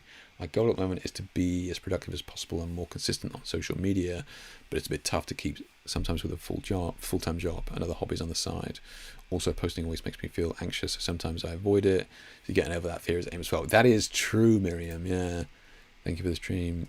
Oh, it's you, Kat. Did I know that? Nice. Okay, that's cool. Now I do. I definitely won't forget that. But yeah, I think you're right, Kat, that it can be like we can kind of talk ourselves out of doing something pretty easily, right? Oh, I won't do this, or I won't do that, or it's, you know, I won't do it this week, I'll do it next week. And, you know, you are certainly not alone in posting always makes you feel a bit anxious. So, like, yeah, I'm sure there are plenty of people. I mean, you know, there's thousands of people on my page, and there's still only, you know, 10 or 15 people that post each week, 20 people sometimes. So, like, you're already doing a ton more than the vast majority of people, right? So you are overcoming that fear. So more power to you on that one. Miriam's PS, I had posted it with black bars on the side on Instagram, picked the wrong one here, only for it not to crop the exercise. Oh, is this what you mean? Like these things here, right? Yeah, it is a pain, but yeah. Goal at the moment to be as productive as possible and more consistent social media. I mean, that is the aim of the game with social media, is consistency. And not only does it feed the algorithm, but it kind of feeds the people following as well, right? It's just kind of trickling along, and, you know, it makes people feel like they are, you know, just getting like a little bit of an update here and there. I think it has more impact than you may think. So yeah, being consistent. You know, set yourself a realistic goal of, I don't know what you're doing at the moment, but even if it's I must post once a week, you know, and choose the quietest day at work, like maybe Wednesday or something like that. Just make it Wednesday, and then just like you have that goal. And this is kind of how I started out with the Technique Tuesdays a million years ago. it would be like, oh shit, Tuesday's coming around. I gotta do something. Tuesday's coming around. I gotta get something. I gotta write something.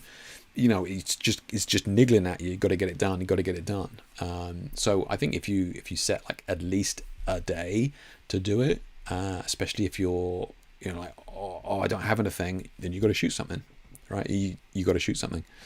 If it's like, oh, I don't have anything for next Wednesday, I gotta retouch something, or I gotta shoot something. It just keeps you ticking over.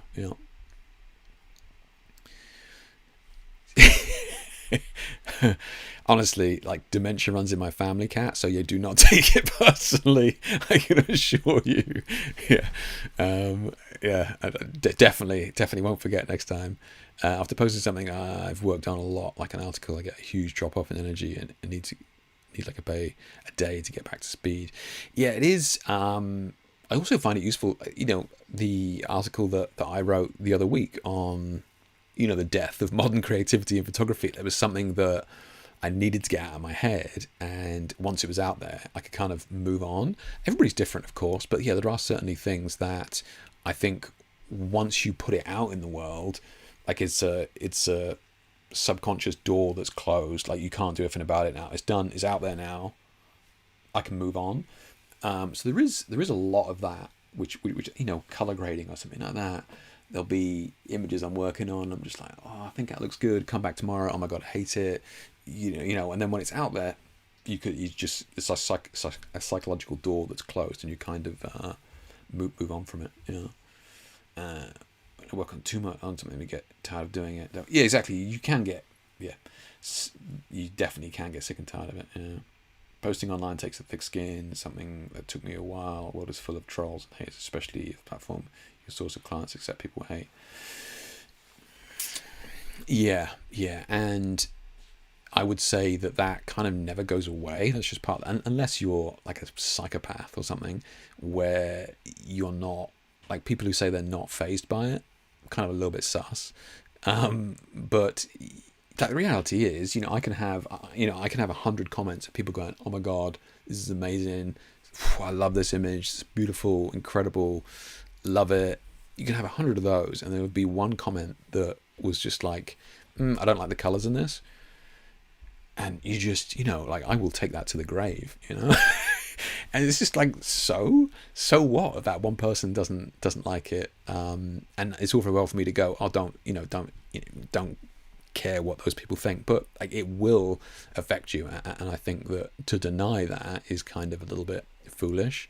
I think you just got to acknowledge that it's going to happen, and that's just part of the process, right? If everybody likes your work, it's average. Equal measure is iconic.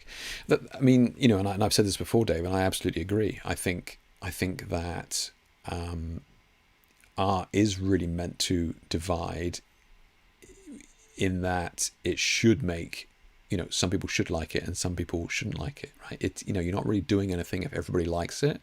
And I think, and I won't get into this rant now, but I think that we are in this kind of current culture, especially of, in that article that I spoke about, right? Death of modern creativity, where people can be so sort of keen to please that we end up with a lot of the homogeny in images, right? Because we're trying to produce work that we think will get more likes or be popular or is trendy or whatever it is. And as a byproduct of that, we end up really not really impressing anybody, because it's just another one of those, and we're just skipping past it. So I think you've got to, stick to what you want to do, and over time you will naturally attract people who want to see that, and people who don't want to see it will kind of fall off.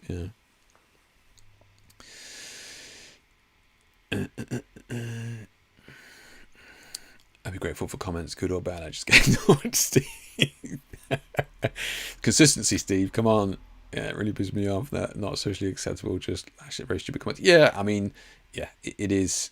Yeah, I think I'm pretty fortunate that I'm in a position now where I've kind of got beyond most of that. Plus, if you're around long enough, like, the trolls just get bored.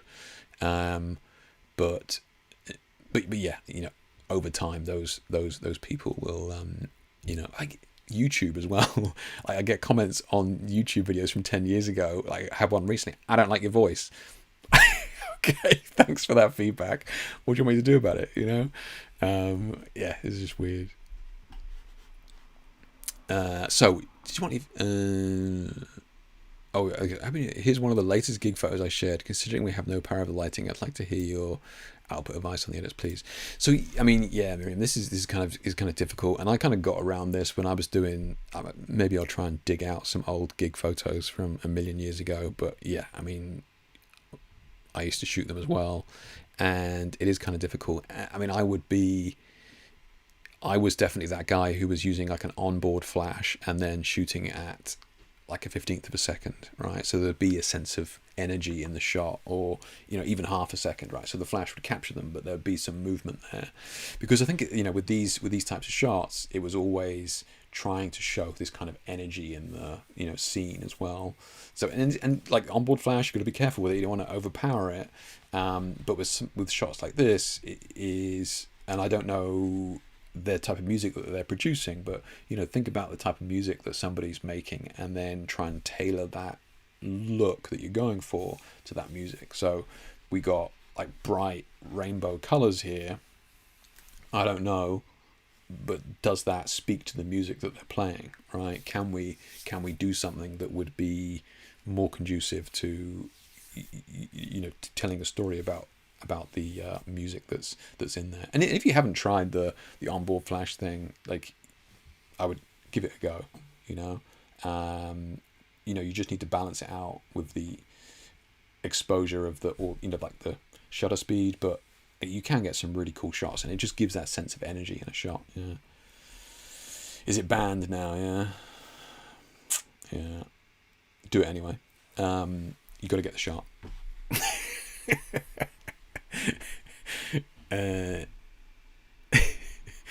But that's it. You don't get. I mean, you do get, because you're letting enough ambient light into the movement.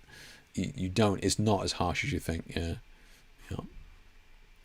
So yeah, Miriam, Kat, to this one here, I don't know what music they're making, but I feel like this is a bit bright and airy. Like, can we try and make this a little bit more gritty, if that's the sort of music that they're playing, like rock, or something like that. Yeah.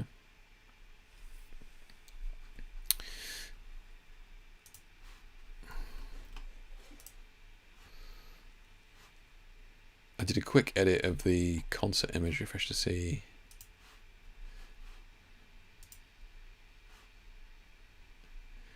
Yeah, sorry I couldn't be more useful with that, Cat, but hopefully it makes some sense.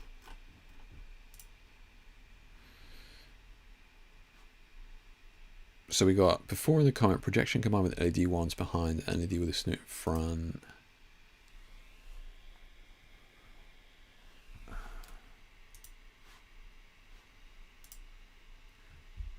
Okay. Interesting. I think you've done a good job with the background there, man. I think how much generative AI is that? Because the background looks legit, right? There's no way anybody is knowing that that's not supposed to be like that.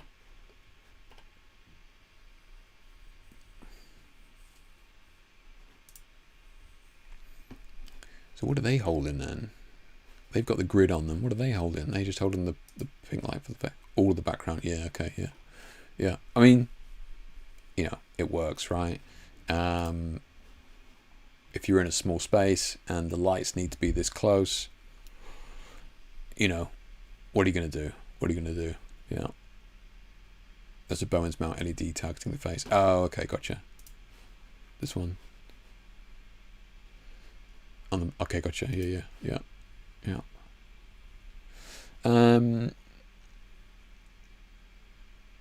Snoot, yeah. So I'm just looking at this going, I mean, it's difficult, right? Because these are the tools that you've got, and you're trying to make the best of it. But where's my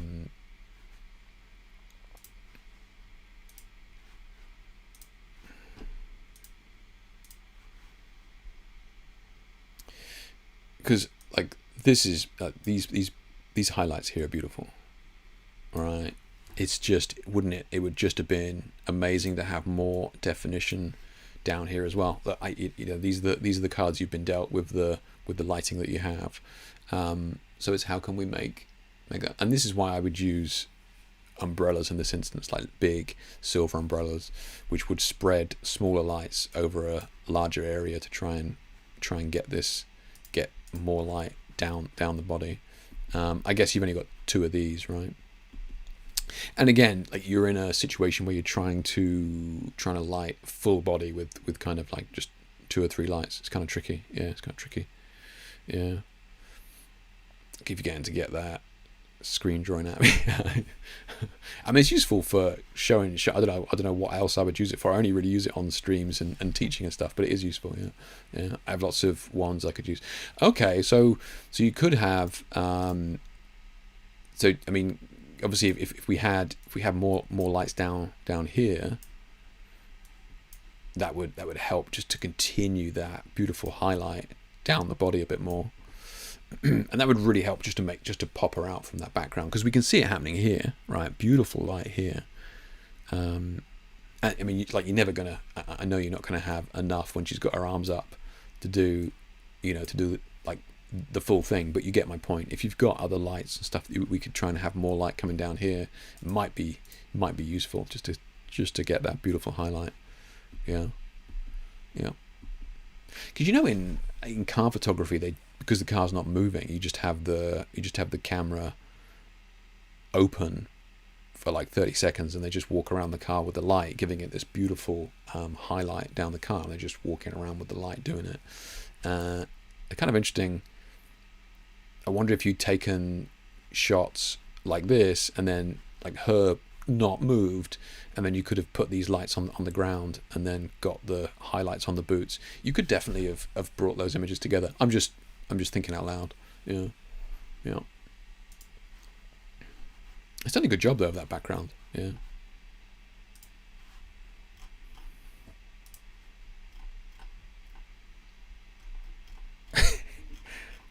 Oh, it's like, who are you calling Mike, Steve?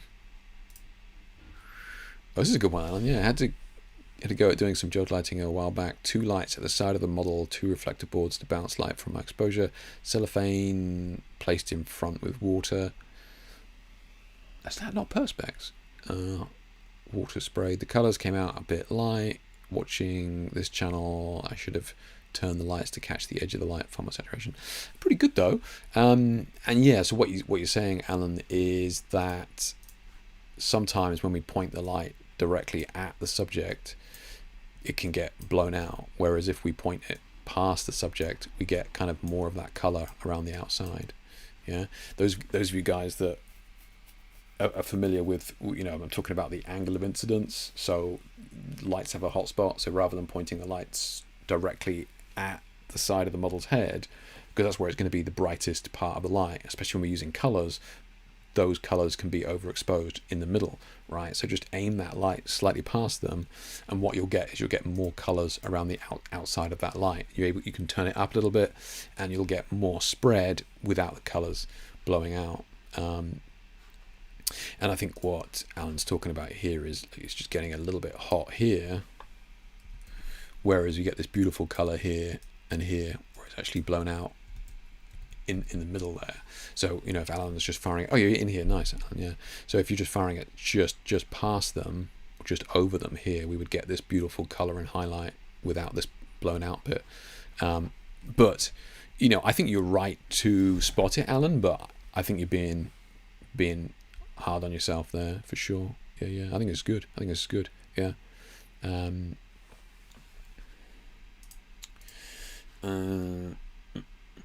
We're going to give it another go when it's warmer. Yeah, right. But that was cold. Yeah.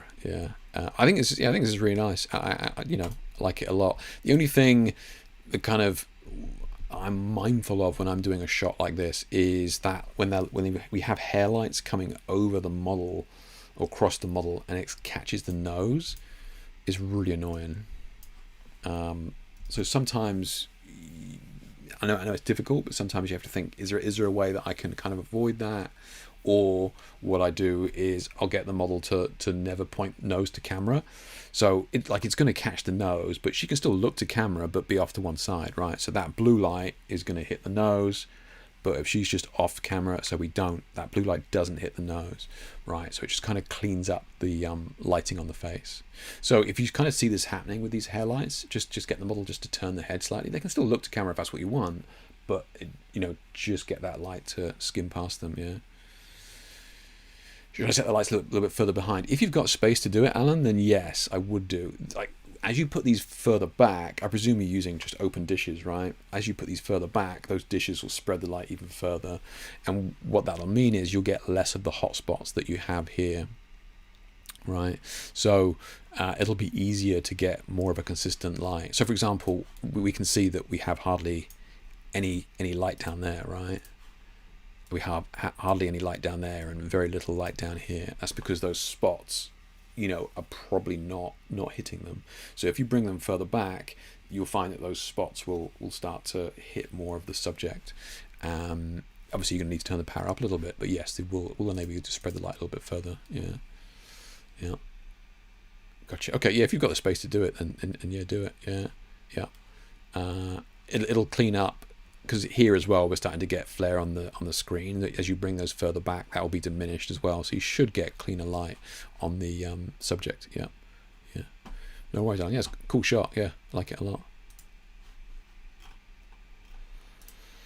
Tomas is looking good, man. So a simple photo, just a simple photo to show what I do, to show that I do see colors. Now, how do you preferably easily retouch goosebumps, skin and hairs, and multiple light sources hitting it from different angles, and it shows. Don't turn one by one.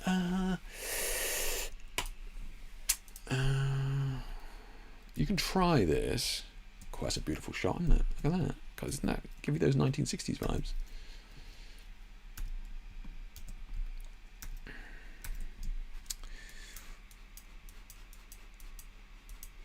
So the goosebumps and stuff is you can. I know we've just got a low res here, so it may not work. But one thing you can try is, so you go to noise, dust and scratches, and you just zero this out a minute. And then you just want to bring the radius up. We're at a very low resolution image here, so it's not really going to work.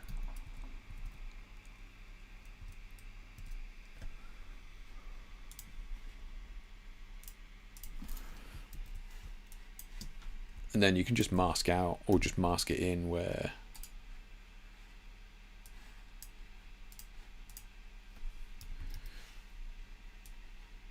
the goosebumps are. Okay, now I have a very low resolution file here, but it usually works. Yeah, and if you guys can even see that. Yeah, so try that. This is a great shot there, man. This is a really good, beautiful shot. Like it a lot. Yeah, really good. Yeah, really nice, clean separation of light. Really strong light on the face. Good stuff, man. Yeah, really good. Hopefully that tip helps as well.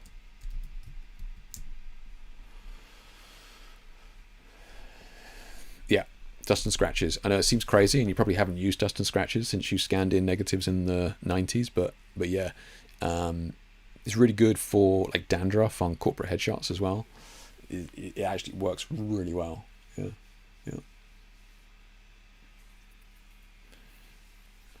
Greater Than Goats by Essentials does some great skin smoothing action which can be masked in. You guys are just making up words like ants on melons and goats on by Essentials. Like, you guys are having me on. I'm not searching that, Dave. I'm not falling for that again. Greater Than Goats. Okay. I mean, Greater Than Goats, like greaterthangoats.com, right? It's gotta be.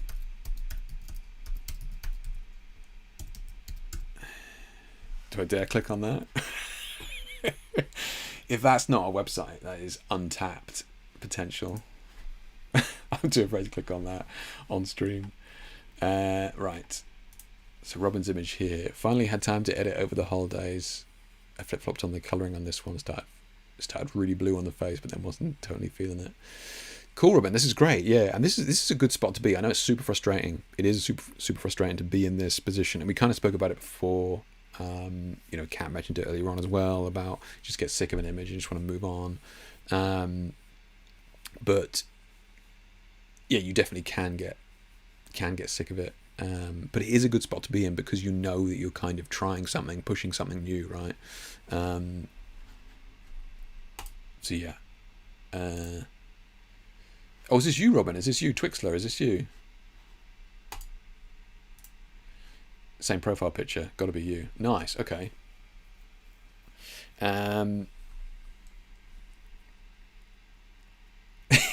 Exactly, Vlad. Yeah, right.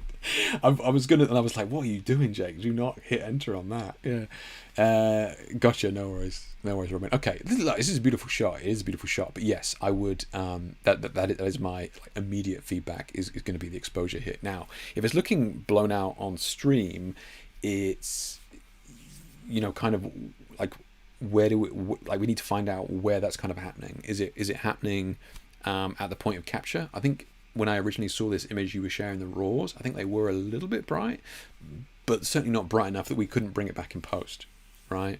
So is it your screen? Do we need to think about getting your screen kind of locked in terms of brightness, just to rein that in a bit, and opening up the image on your phone or your mum's laptop or like your partner's phone, get your images and then open them up on as many different devices as you can, and try and get a gauge of where your main system is falling on that. Because you can go, you can calibrate it, and you can calibrate it, but it still needs to be, it's not calibrated to your eyes, right? So it's got to, we need to find out where the issue lies and try and rein it in. It may just be that your screen's too dark. Yeah, and this can happen with old screens as well. It's less of an issue now, but years ago, screens slowly got darker over the years, and all of a sudden you'd find that you were trying to compensate by brightening up images.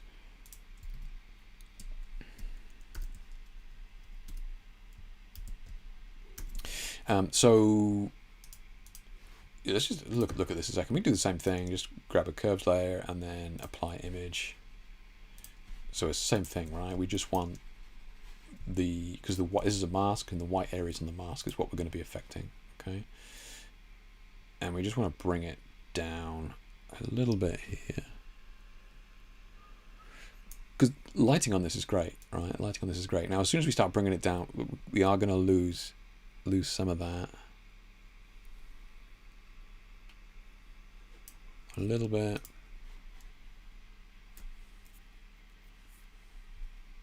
I'm just thinking about this a second.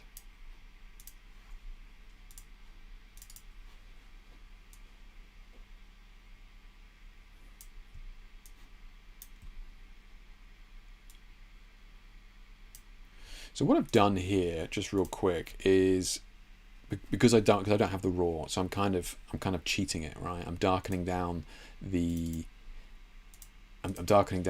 highlights, but I don't have the data to be able to darken down those highlights, so it just goes kind of grey. So what I've done there is I've kind of cheated by grabbing the original layer, putting it on top, right, changing it to screen to make it bright, and then just masking out everything apart from the highlights using the blend diff down here, okay? And that's just going to help us to just to keep the main bright spots there. Yeah. And then the issue that you're going through at the moment then is going to be the color grading, right, as to where to go with it. What was the original color on this? Was it purple, like orangey reddish? What was the original color?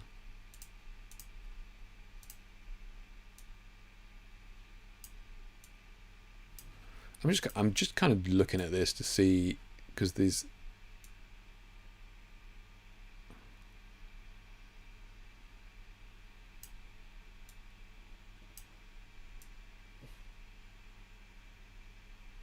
kind of difficult to do anything apart from that purpley colour we've already got.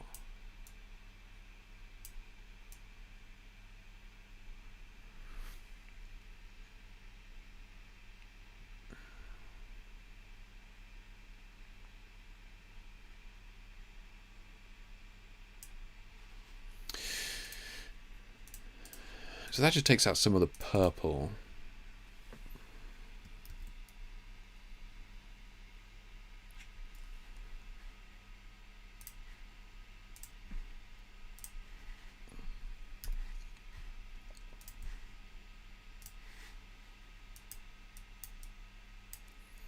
I'm just real curious, so just bear with me. I just want to see.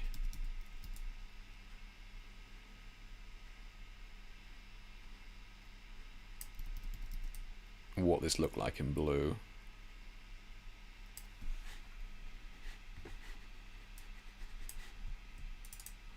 So at the moment, the blend mode on this layer is set to color.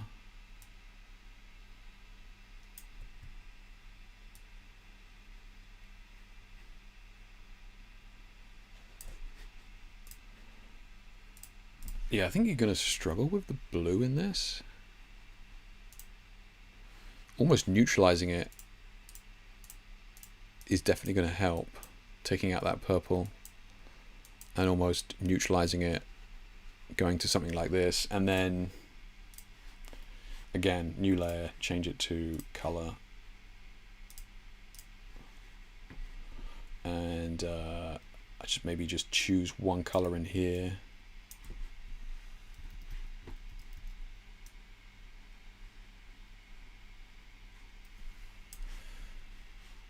There's still that purple color in there. It's difficult.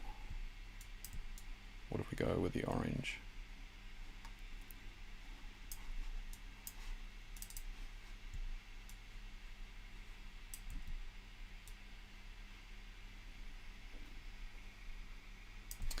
And that's kind of just helped to take off some of the weird colors in the highlights.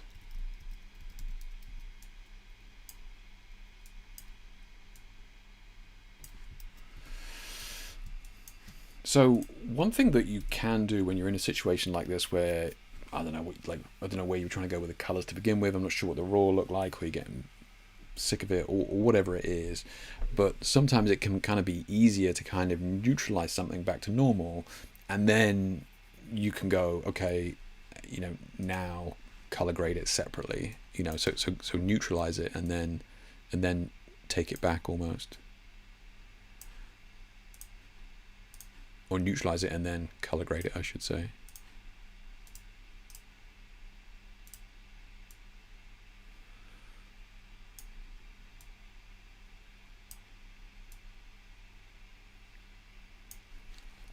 This is looking. It's starting. You know, it's starting to look pretty fiery now. But you know, I fully admit that I've taken away the color that you already had there. You know.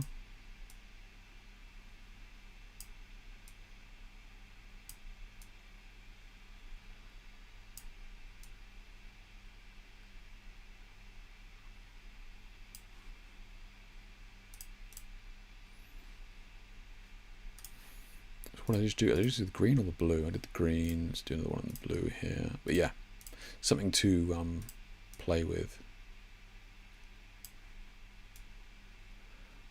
And I think if you wanted to, you could probably get that face with some blue highlights if you wanted to.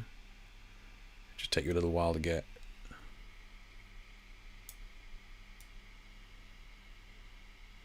Play around with it. You may have to layer up another color layer on there as well. And again, this is, you know, this is getting overly bright now as well. We maybe even can get away with reducing those highlights now that we brightened it up. Yeah. So this is where we were before. Yeah. So we can see that, well, hopefully you can see that, you know, and you even mentioned it, you know, in the comments there about the fact, oh, it seems a bit bright on stream. Yeah. So hopefully you can see that just by, you know, bringing that down a little bit, we can kind of get more of that skin data coming out. And you know, I have just neutralized the color that was there, just tried to make her more normalish color. But if you wanted to, you could then push that into the blue if you wanted to spend a little more time with it. It looks like the blue here in the highlight. I could be wrong though. Yeah.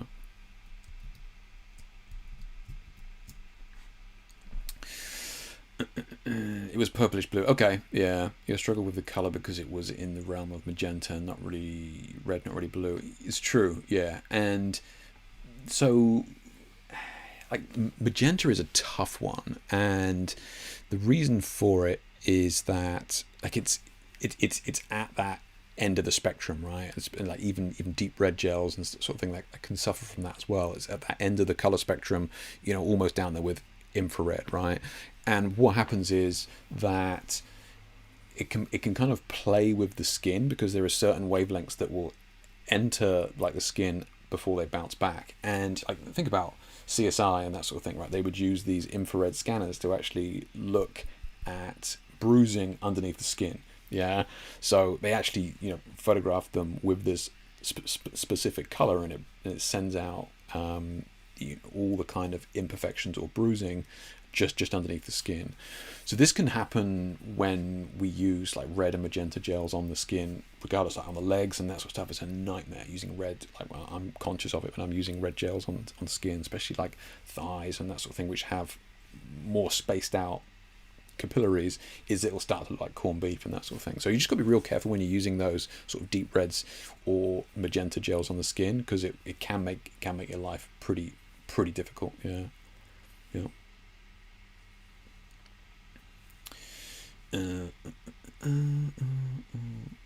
Yeah, struggle with the color because it was in the realm of magenta. Yeah.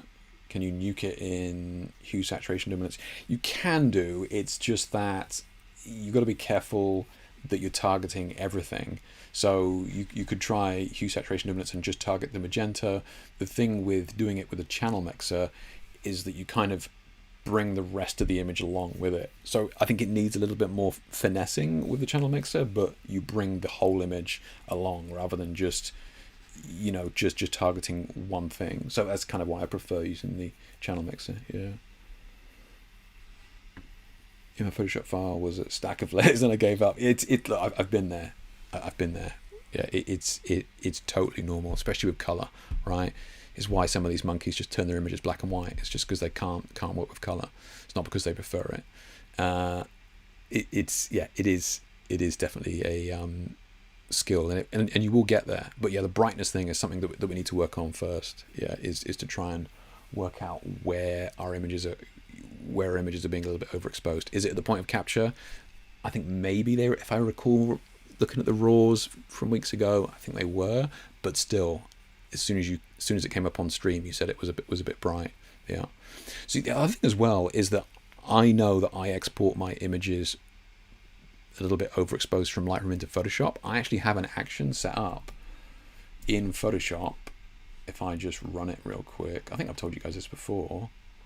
So I actually have an action called Darken Curves Layer, and if I just put it at the top here, so I just run that action, right? And this action here is this action here that I've just run. What that does is it basically creates all these applied images of that, and then just darkens them down. So all these curves are darkened curves. And the reason I do that is because I force myself to run that action during my retouching process, because we love seeing these brighter images, and we can kind of trick ourselves into thinking that it's right or correct or looks fine. And I'll run this darken image action, and then I'll go, do you know what? That does actually look better darker. And if I want, I can go, do you know what? It's too dark. Maybe I'll turn off these ones here, because these are just shadows and highlights, right? They're just, so each of these is doing a different thing. So I've just run that action, and I'm looking at this image now. I see it happened here, right? So this is what it was before I ran that action, and I've run the action, and yeah, like it looks better, darker, even darker still, right? So it happens. It happens so much that I force myself to run that action for that very reason. Yeah.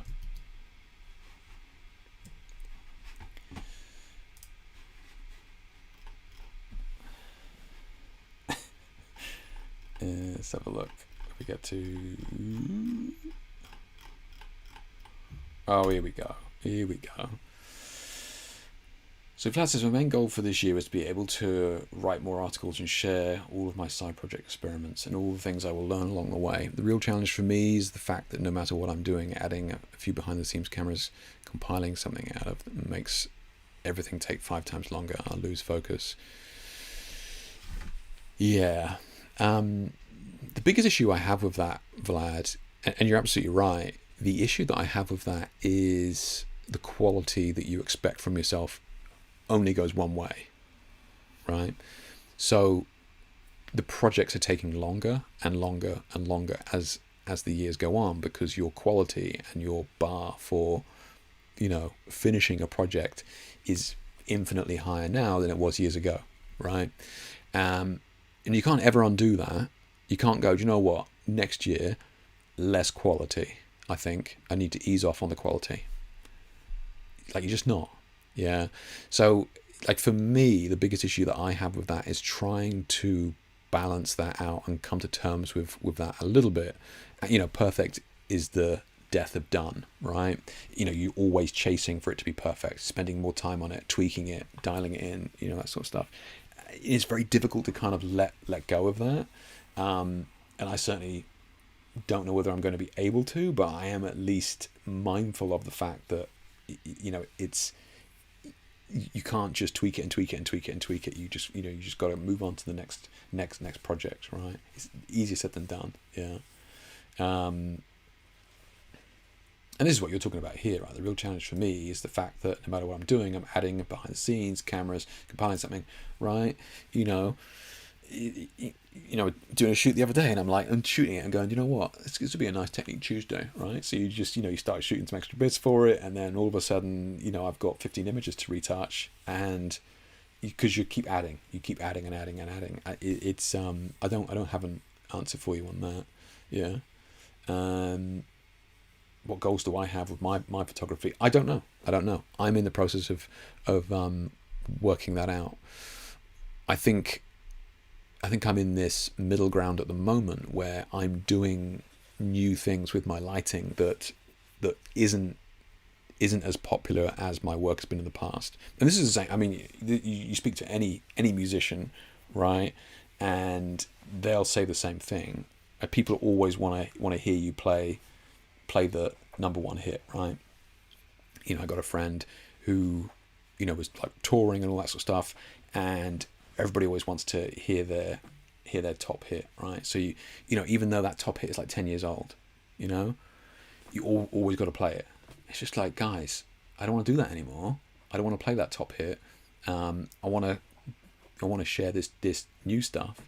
Now most bands play the top hit, right? That's what people are paying. That's what people are there for. That's what people want to listen to. They want to listen to that cool number one, and that's fine. But I think that I need to kind of balance it out a little bit more.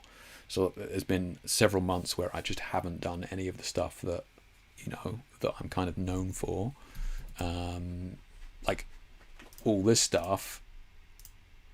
I love doing this shoot, but it's not my, it's not a Jake Hicks shot. This is an idea for a shoot that I've had for a long time, and it was cool that I finally got to do it. But there's a bunch of stuff that, stuff like this, that I know that it's not going to be that popular. Whereas I think you got to balance it out, or I'm going to actively try and balance it out between doing more Jake Hicks photography stuff and doing more stuff that I think is cool and interesting as well, rather than just doing one or the other. So I think my goal is to try and do more stuff that people want to see as well, right? As well as do the new stuff. Hopefully that makes sense. Yeah. Like the LED tubes as well, right? I've loved playing with those, and I did a huge amount of shoots with them last year, and they were kind of okay popular, but at the same time, it feels like once you've done that shoot 4 or 5 times, that's kind of it, But I think I want to use them in the new workshop. I think that'd be cool. This is the before shot behind the scenes. It's really nice to see the before and afters. Yeah, that's crazy different, isn't it? And this is just a laugh. These are the stats of my YouTube vid this morning. So what's this? Nice. Mate, that's a niche. That is a niche. Welcome. Yeah. I love it. So is that link, is that coming from the article that we looked at? Because that was the anoma faking it thing, right? That's the link. So that's the people on DIY photography and Petapixel, is that right?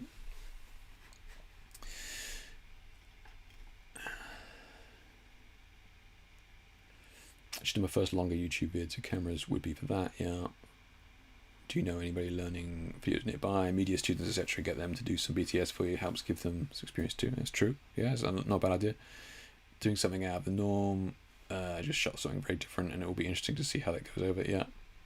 Sadly, I'm in a small town. Yeah, it's true. And all I work with had a son doing media course, so came along for a couple of shoots. Did BTS stuff. Turned out pretty good. Nice. Yeah. Again, Vlad, that's going to be something that you're going to have to kind of let go of. Or not. And I say that because I get people wanting to, I'll do this for free, I'll do that for free, I'll do this for free. And it's like, I can't let go of that. I need it to be done by me. Because I want to do it in a certain way. But if somebody's just shooting footage, then you can kind of edit it in your own way.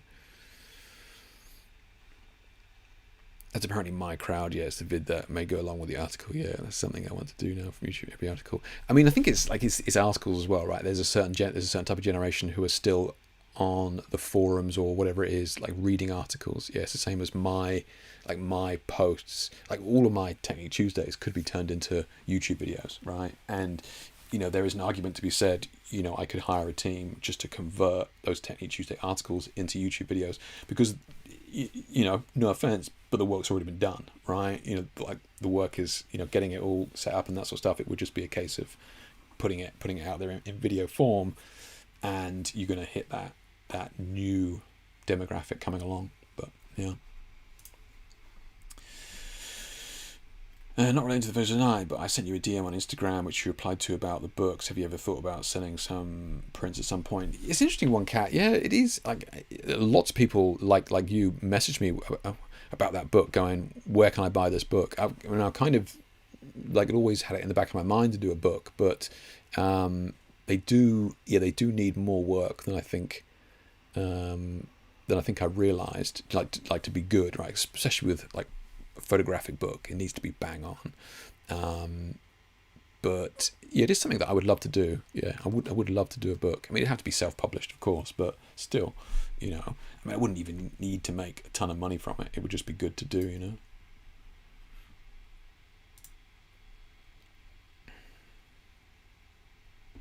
Do you have an in-depth YouTube using the rotalites yet, Jake? No, other than the ones that are on their page, yeah. Like some artists do with companies like Big Cartel. I'll have a look at that, Kat. Yeah, I appreciate that. Yeah, we'll do. I'll have a look at that. I haven't looked into any of it. I just, in the back of my mind, it's always been one of those things that people have mentioned. Yeah, you can create an AI version of yourself. You can read Technique Tuesday articles. Not wrong, David. Yeah, there is certainly because you can recreate voices and stuff now, right? You just give it the red fox jumped over the sparkling brook and all that sort of stuff, and it's like, cool, we got your voice now. Yeah. When's your next in-person Rotalight workshop? I haven't heard from them this year, Dave. I presume that will be continuing the relationship, but yeah, I'll see. I haven't heard anything from them. Yeah. Do you even need media students? The power of iPhones these days. I mean, you're right, Steve. It is, again, it's more the doing something with it, right? And this is why I do these live streams and don't do videos. It's because I haven't got the time or the patience to edit videos. So I just do a live stream. It's out there, end the stream, and I never touch it again, right? If people want to sift through it and pick out information and data, they can do, but I'm not going to sit down and make a video. Editing a video, it doesn't make me happy. So yeah, so that's kind of the thing. You can shoot the content. Is editing it's the pain in the ass. should turn them into a bit. I saw one of my articles from the past years still being referenced on forums discussion and other places. Have no kickback. Exactly. I mean that's the benefit of YouTube. It's like evergreen content, especially with the type of things that you and I are talking about, which is like lighting. Like we're not doing product reviews, right? Product reviews have this burst of data for like the first 2 or 3 months, and then nobody ever looks at them again. Whereas the stuff that kind of that you're doing, or even the stuff that I'm doing. I mean, look at the Pro EDU video that I shot 7 or 8 years ago now. I mean, it's kind of evergreen content because it's lighting, right? Light still traveling in a straight line and at the same speed. Everything in that video was as relevant then as it is now. Sure, I was using an older version of Photoshop, but I'm not doing anything that needed specific software to make that happen. So those lighting videos, or any lighting video, is really beneficial because, like I said, they're kind of evergreen, right? Yeah. But if you had put that info on YouTube back then, views and maybe some dollars. I mean, it could be bad. Yeah, could be. Yeah. Yeah, exactly. No peach fuzz in my colors this year. Yeah. Wrote one about shooting infrared or iPhone years ago. Still get DMs about it. I've got one about turning peel apart Polaroids into negatives, right? And that I just shot in like my kitchen forever ago. Yeah, and people still message me about it. Yeah, it's weird. Yeah.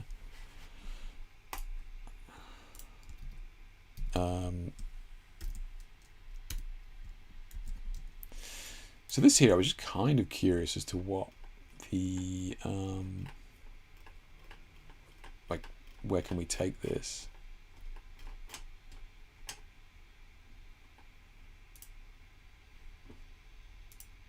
Nailed it. There is a space on Instagram for me. All right, I don't want to brag. What about this one? These are just the channel mixer presets that I gave you guys years ago. This is nice. Now this, I do like this little channel mixer preset. So this for like outdoors and greenery, just if anybody's interested. So green plus 30, 0 green, plus 70 blue, and then the red, plus 150 red, minus 90 green, and plus 40 blue. But yeah, this is nice. I mean, you can just stack these up if you wanted. Just keep cranking them up. Oh, look at this Instagram, mate. Oh, I'm gonna go pro. I am ready. Look at that. I mean, I don't want to brag, guys, but kind of got a knack for it now. I got the algorithm. I've worked it out. This is what it's become, right? Because how often have we seen this grade on Instagram, right? Let's be honest. Like, I mean, it's kind of been pushed out a bit now, but remember a year or two ago, I mean, this was nuts, right? It's crazy. What's worse is I actually kind of like it. That's what pains me. Yeah. Very Fuji, yeah, right. True. I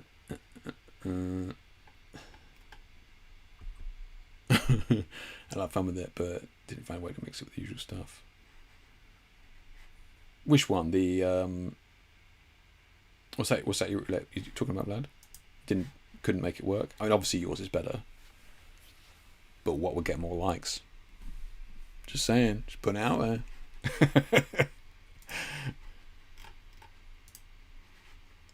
Paul said he put something in there. Let's refresh this a second, guys. We are running out of time.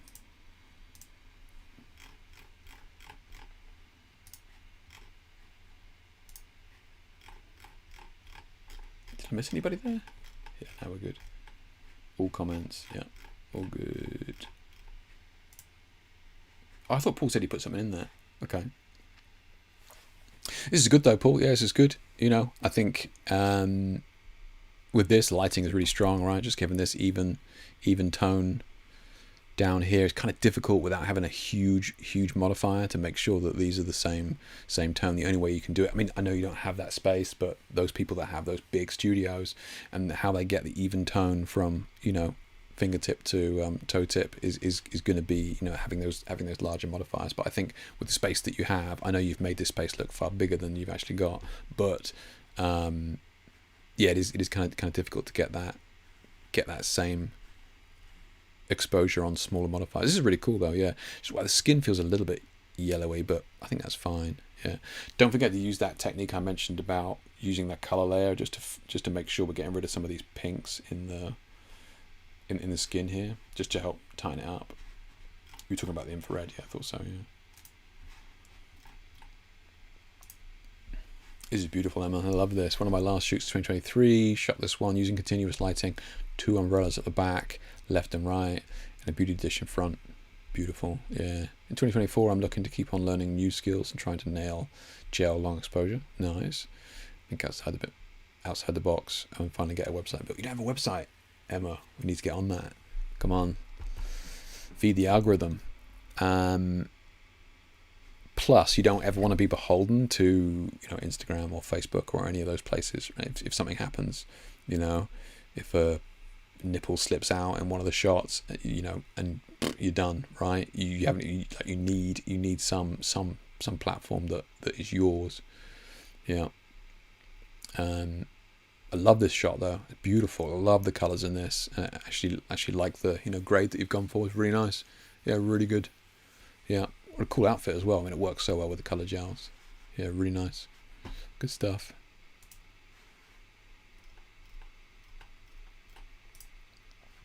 This is cool, Kerry. Yeah, I would appreciate your thoughts on this image. It's all on camera using Mylar as a background. I was torn about the lighting. I think it's looking good. Yeah, I think this is looking really cool. Yeah. Yeah, I think... wow, you've done a really good job to keep these reflections clean. This is in camera. You've done a really good job of that, Kerry. Yeah, really good. Yeah. Yeah, I think the lighting and what you've got in place here is really good.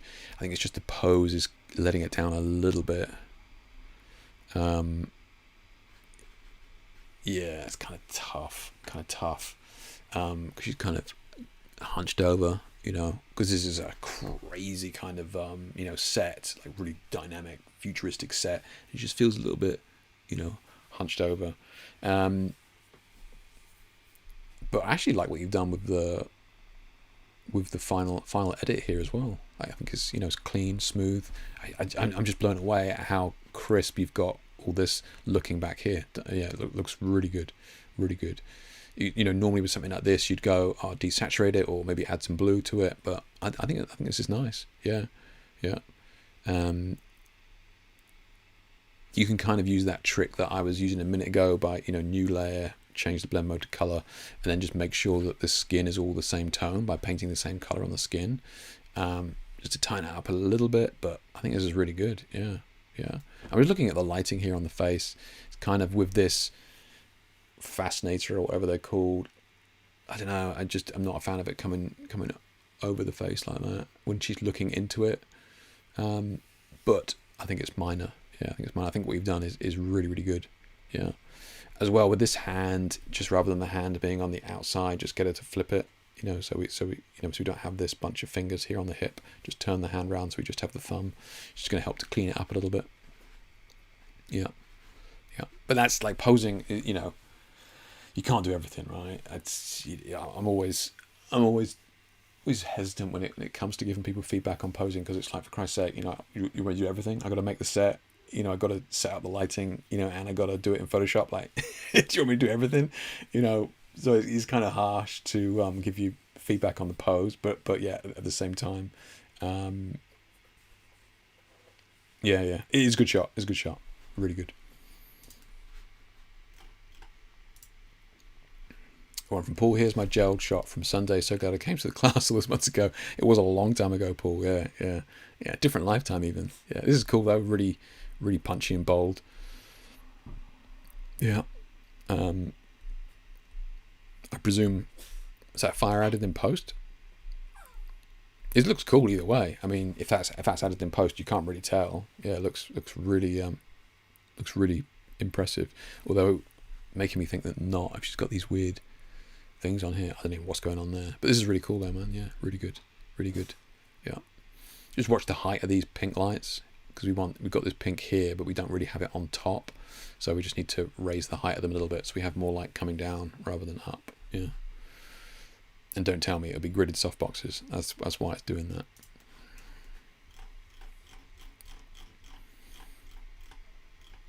Right, let me just scooch through a few of these real quick. We've got one from Rachel here. Optical snoot, one strip with a blue gel. This is cool. This is definitely giving that kind of vintage analog vibe. Yeah, that's kind of cool. A really nice idea with the with the shapes. Shapes are really well. We've got the circles and we've got the diamonds and stuff. It's really cool. Yeah. Definitely got some nice halation and stuff here. We might have a lens filter on. Maybe we're shooting with. I mean, it's optical snoop, so maybe it's flash, but it certainly got that tungsten vibe. Yeah, I like it. That's cool. Yeah, great idea with the styling here. Definitely looks vintage. I like it. Yeah. Holy shit, Paul. Okay. Yeah, hats off to you, man. That's nuts. Okay. Yeah. Okay. Yeah. Yeah. You did outstanding job there, man. That's nuts. Yeah. Good stuff. Yeah. Good on you. Yeah. So that's where that's coming from. Gotcha. Okay. So to be fair then, you did it. Yeah. So, okay, that answers that. But you did a good job to actually balance out these two kind of exposures here, because we've got the strip and then we've got the spot, and you're trying to balance out the exposure across. So you've actually done a pretty good job there, man. Yeah. Yeah, good stuff. Let me let the dog out. He's crying.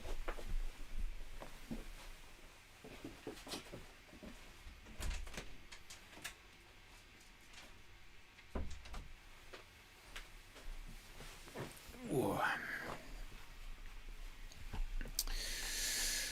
I've got one here from Anders. Sorry that I can't participate in tomorrow's live stream, but I'll watch it later for sure. Here's a picture from a recent shoot. 3-light setup, diffused umbrella with CTO gel as the key light. Okay, another umbrella with a blue gel as fill, gridded strip on the background. Okay, nice. So 3-light, diffused umbrella with CTO gel as key. So that's over there. So we can see the warmth on the face there. Another umbrella with blue gel as fill. So it's coming over on this side, and then there's a spot on the back. Okay.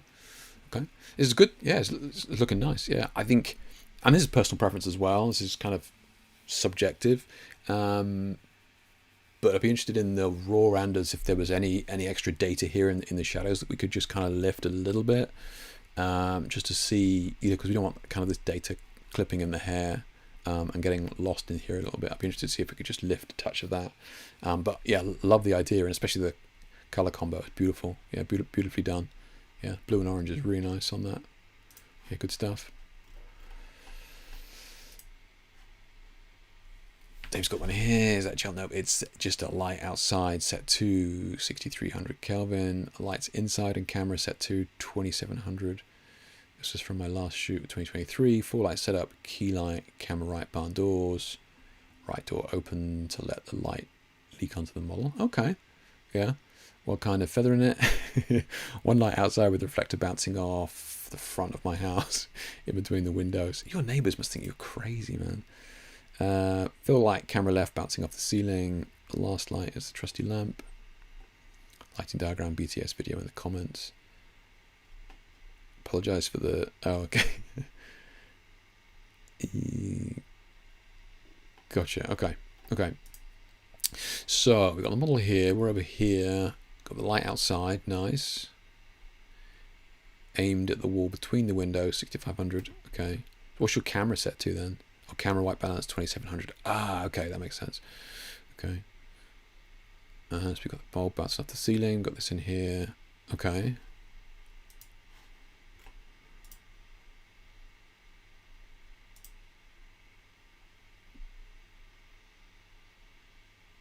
Okay. Yeah.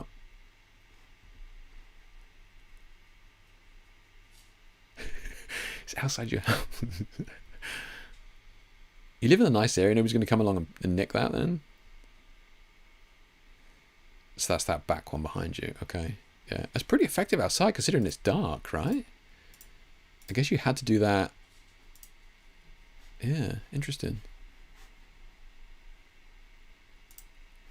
Yeah. Okay. Good stuff, man. Yeah, thanks for sharing that.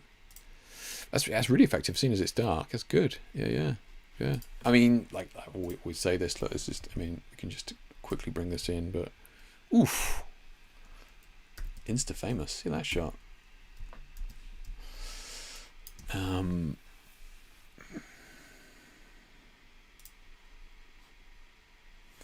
It's kind of interesting because what Dave's done here is he's gone away from the warmth of that.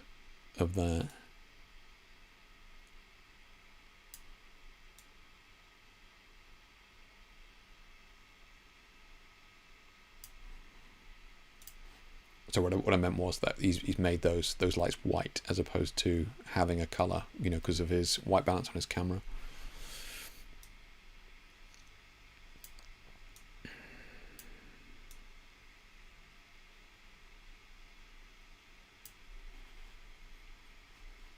So here, I was just kind of interested just to warm it back up a little bit. Again, this is not right or wrong. This is literally just me taking it in a different direction,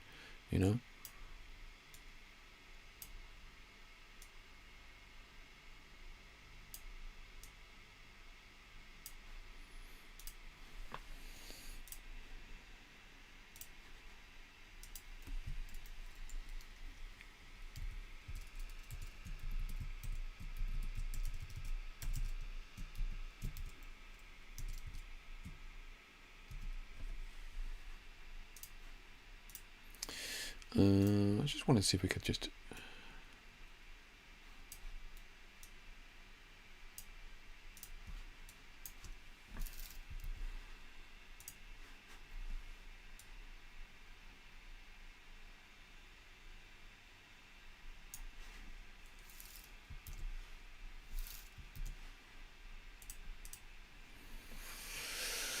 Yeah, that could work. Yeah, that could work.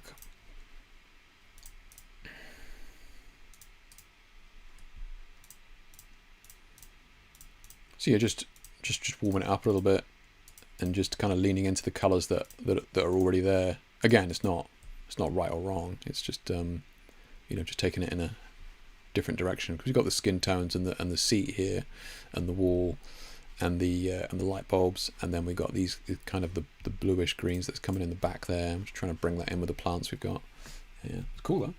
Cool shot, man. Yeah, great setup again. And those of you that don't know, David works from home studio sort of thing, so he's always looking at ways to kind of make the most of the space that he's got. So he's always thinking of new ways to kind of reinvent the same rooms, which is actually really, really difficult to do, So hats off to you, man. Yeah, hats off.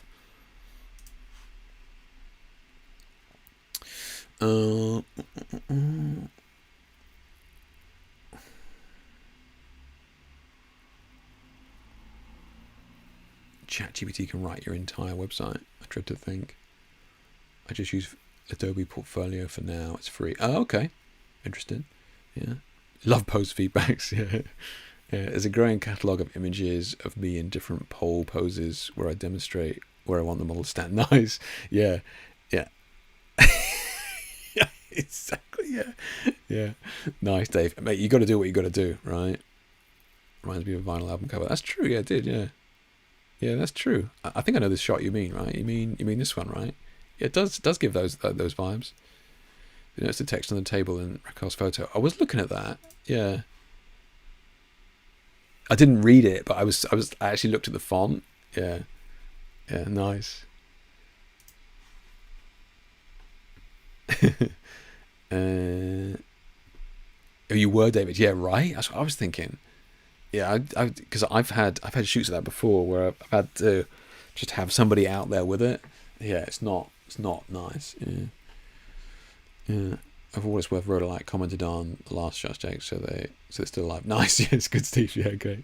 Yeah, with the color grade, I was keeping in mind I could do with the video edit. Wanted them to match, so didn't go crazy. Gotcha. Yeah, no, I know you know how to grade, man. Yeah, so it was all good, Yeah. So we went through these three. So it's just Chris is at the end here, bless him. For my first shoot, 2024. Nice, you already done one already. Good job. Shot at Neon Dream Studio in Hook with the Tasha 78A1 85mm 2.8 Alright, so I have 3 lights on constant. EOS front left, Kelvin 3800. Okay.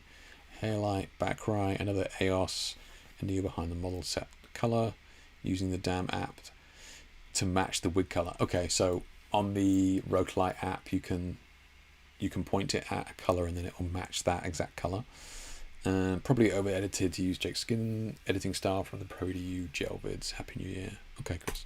Well, look, Chris, we can go into this in more detail. I know we've got a session next week, so we'll go into that in more detail then. But I will just bring it in here and just quickly go over it. So I think editing's looking good. You just ease off on the skin smoothing there a touch. If that's 100%, I'm not saying it is, but if it's 100%, bring it down to like 70, something like that. But again, we will go over that in more detail next week. So the one thing, like the skin looks a bit iffy here. So I'm just going to, as in color-wise, right? So I just want to have a look and see what we can do in terms of sorting the color first and then grade it afterwards, right? So we'll take out some of that yellow. Like, has anybody ever used auto and it's ever been good? Let's have a look at that.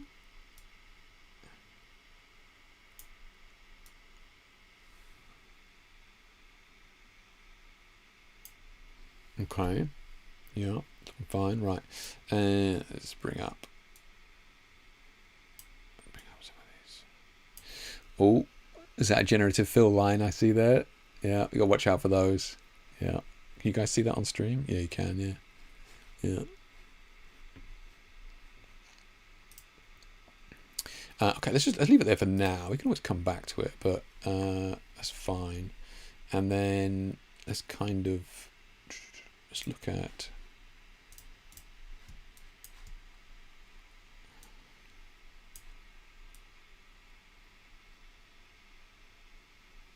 so I want to keep the blue theme that you've gone for, but I also just want to make sure the skin is looking as nice as we can get it.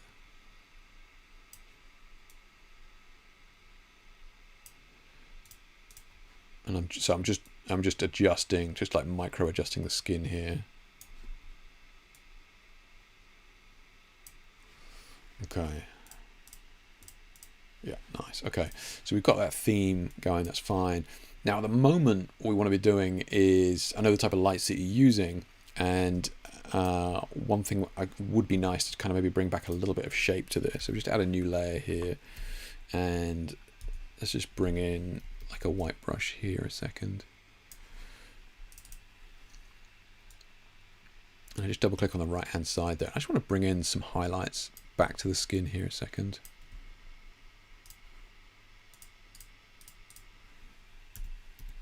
Just to give it skin a little bit more dimension. Okay, it's looking fine. And now we can kind of think about maybe looking at giving it a grade, but let's just bring in some detail on the shadows that we can work with.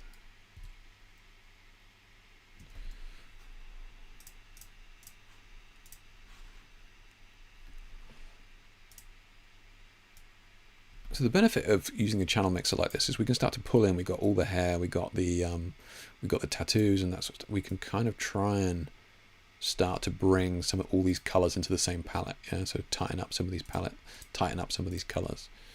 Yeah.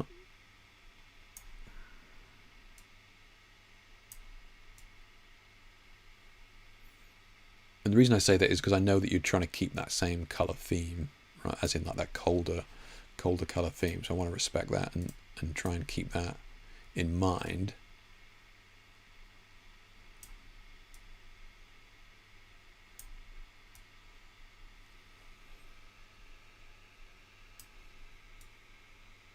Okay.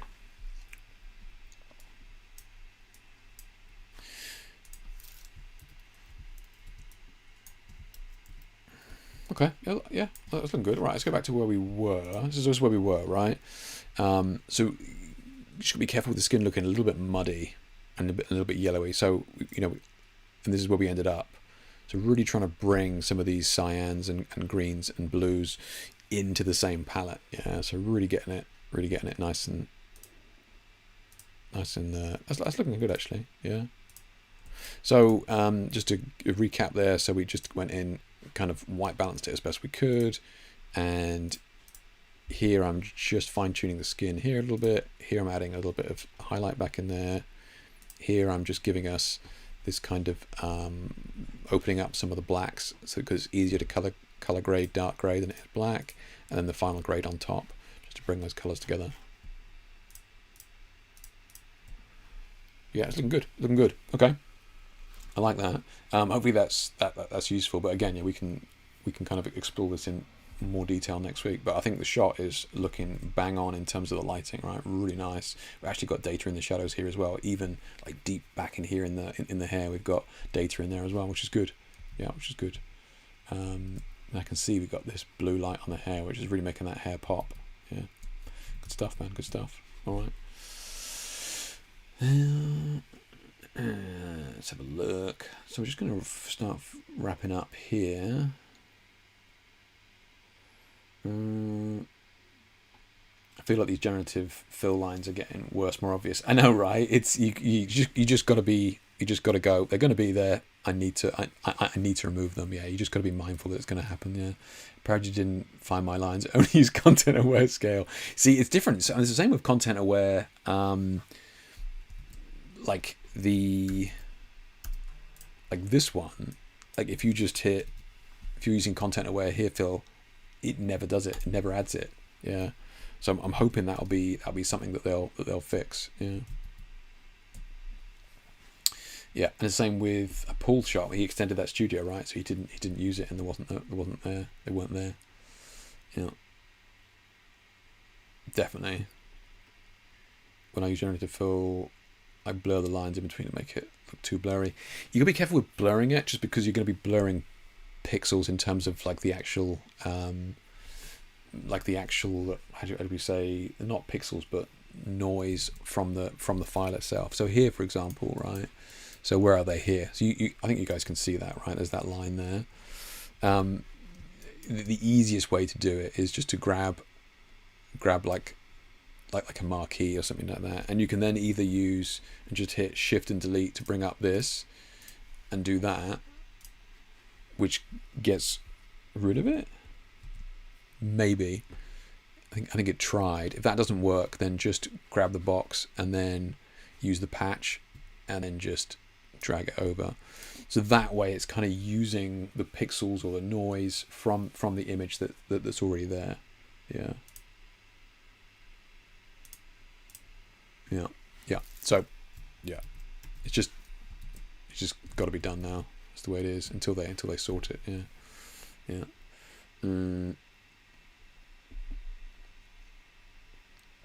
Yeah, it's in Photoshop. Yeah.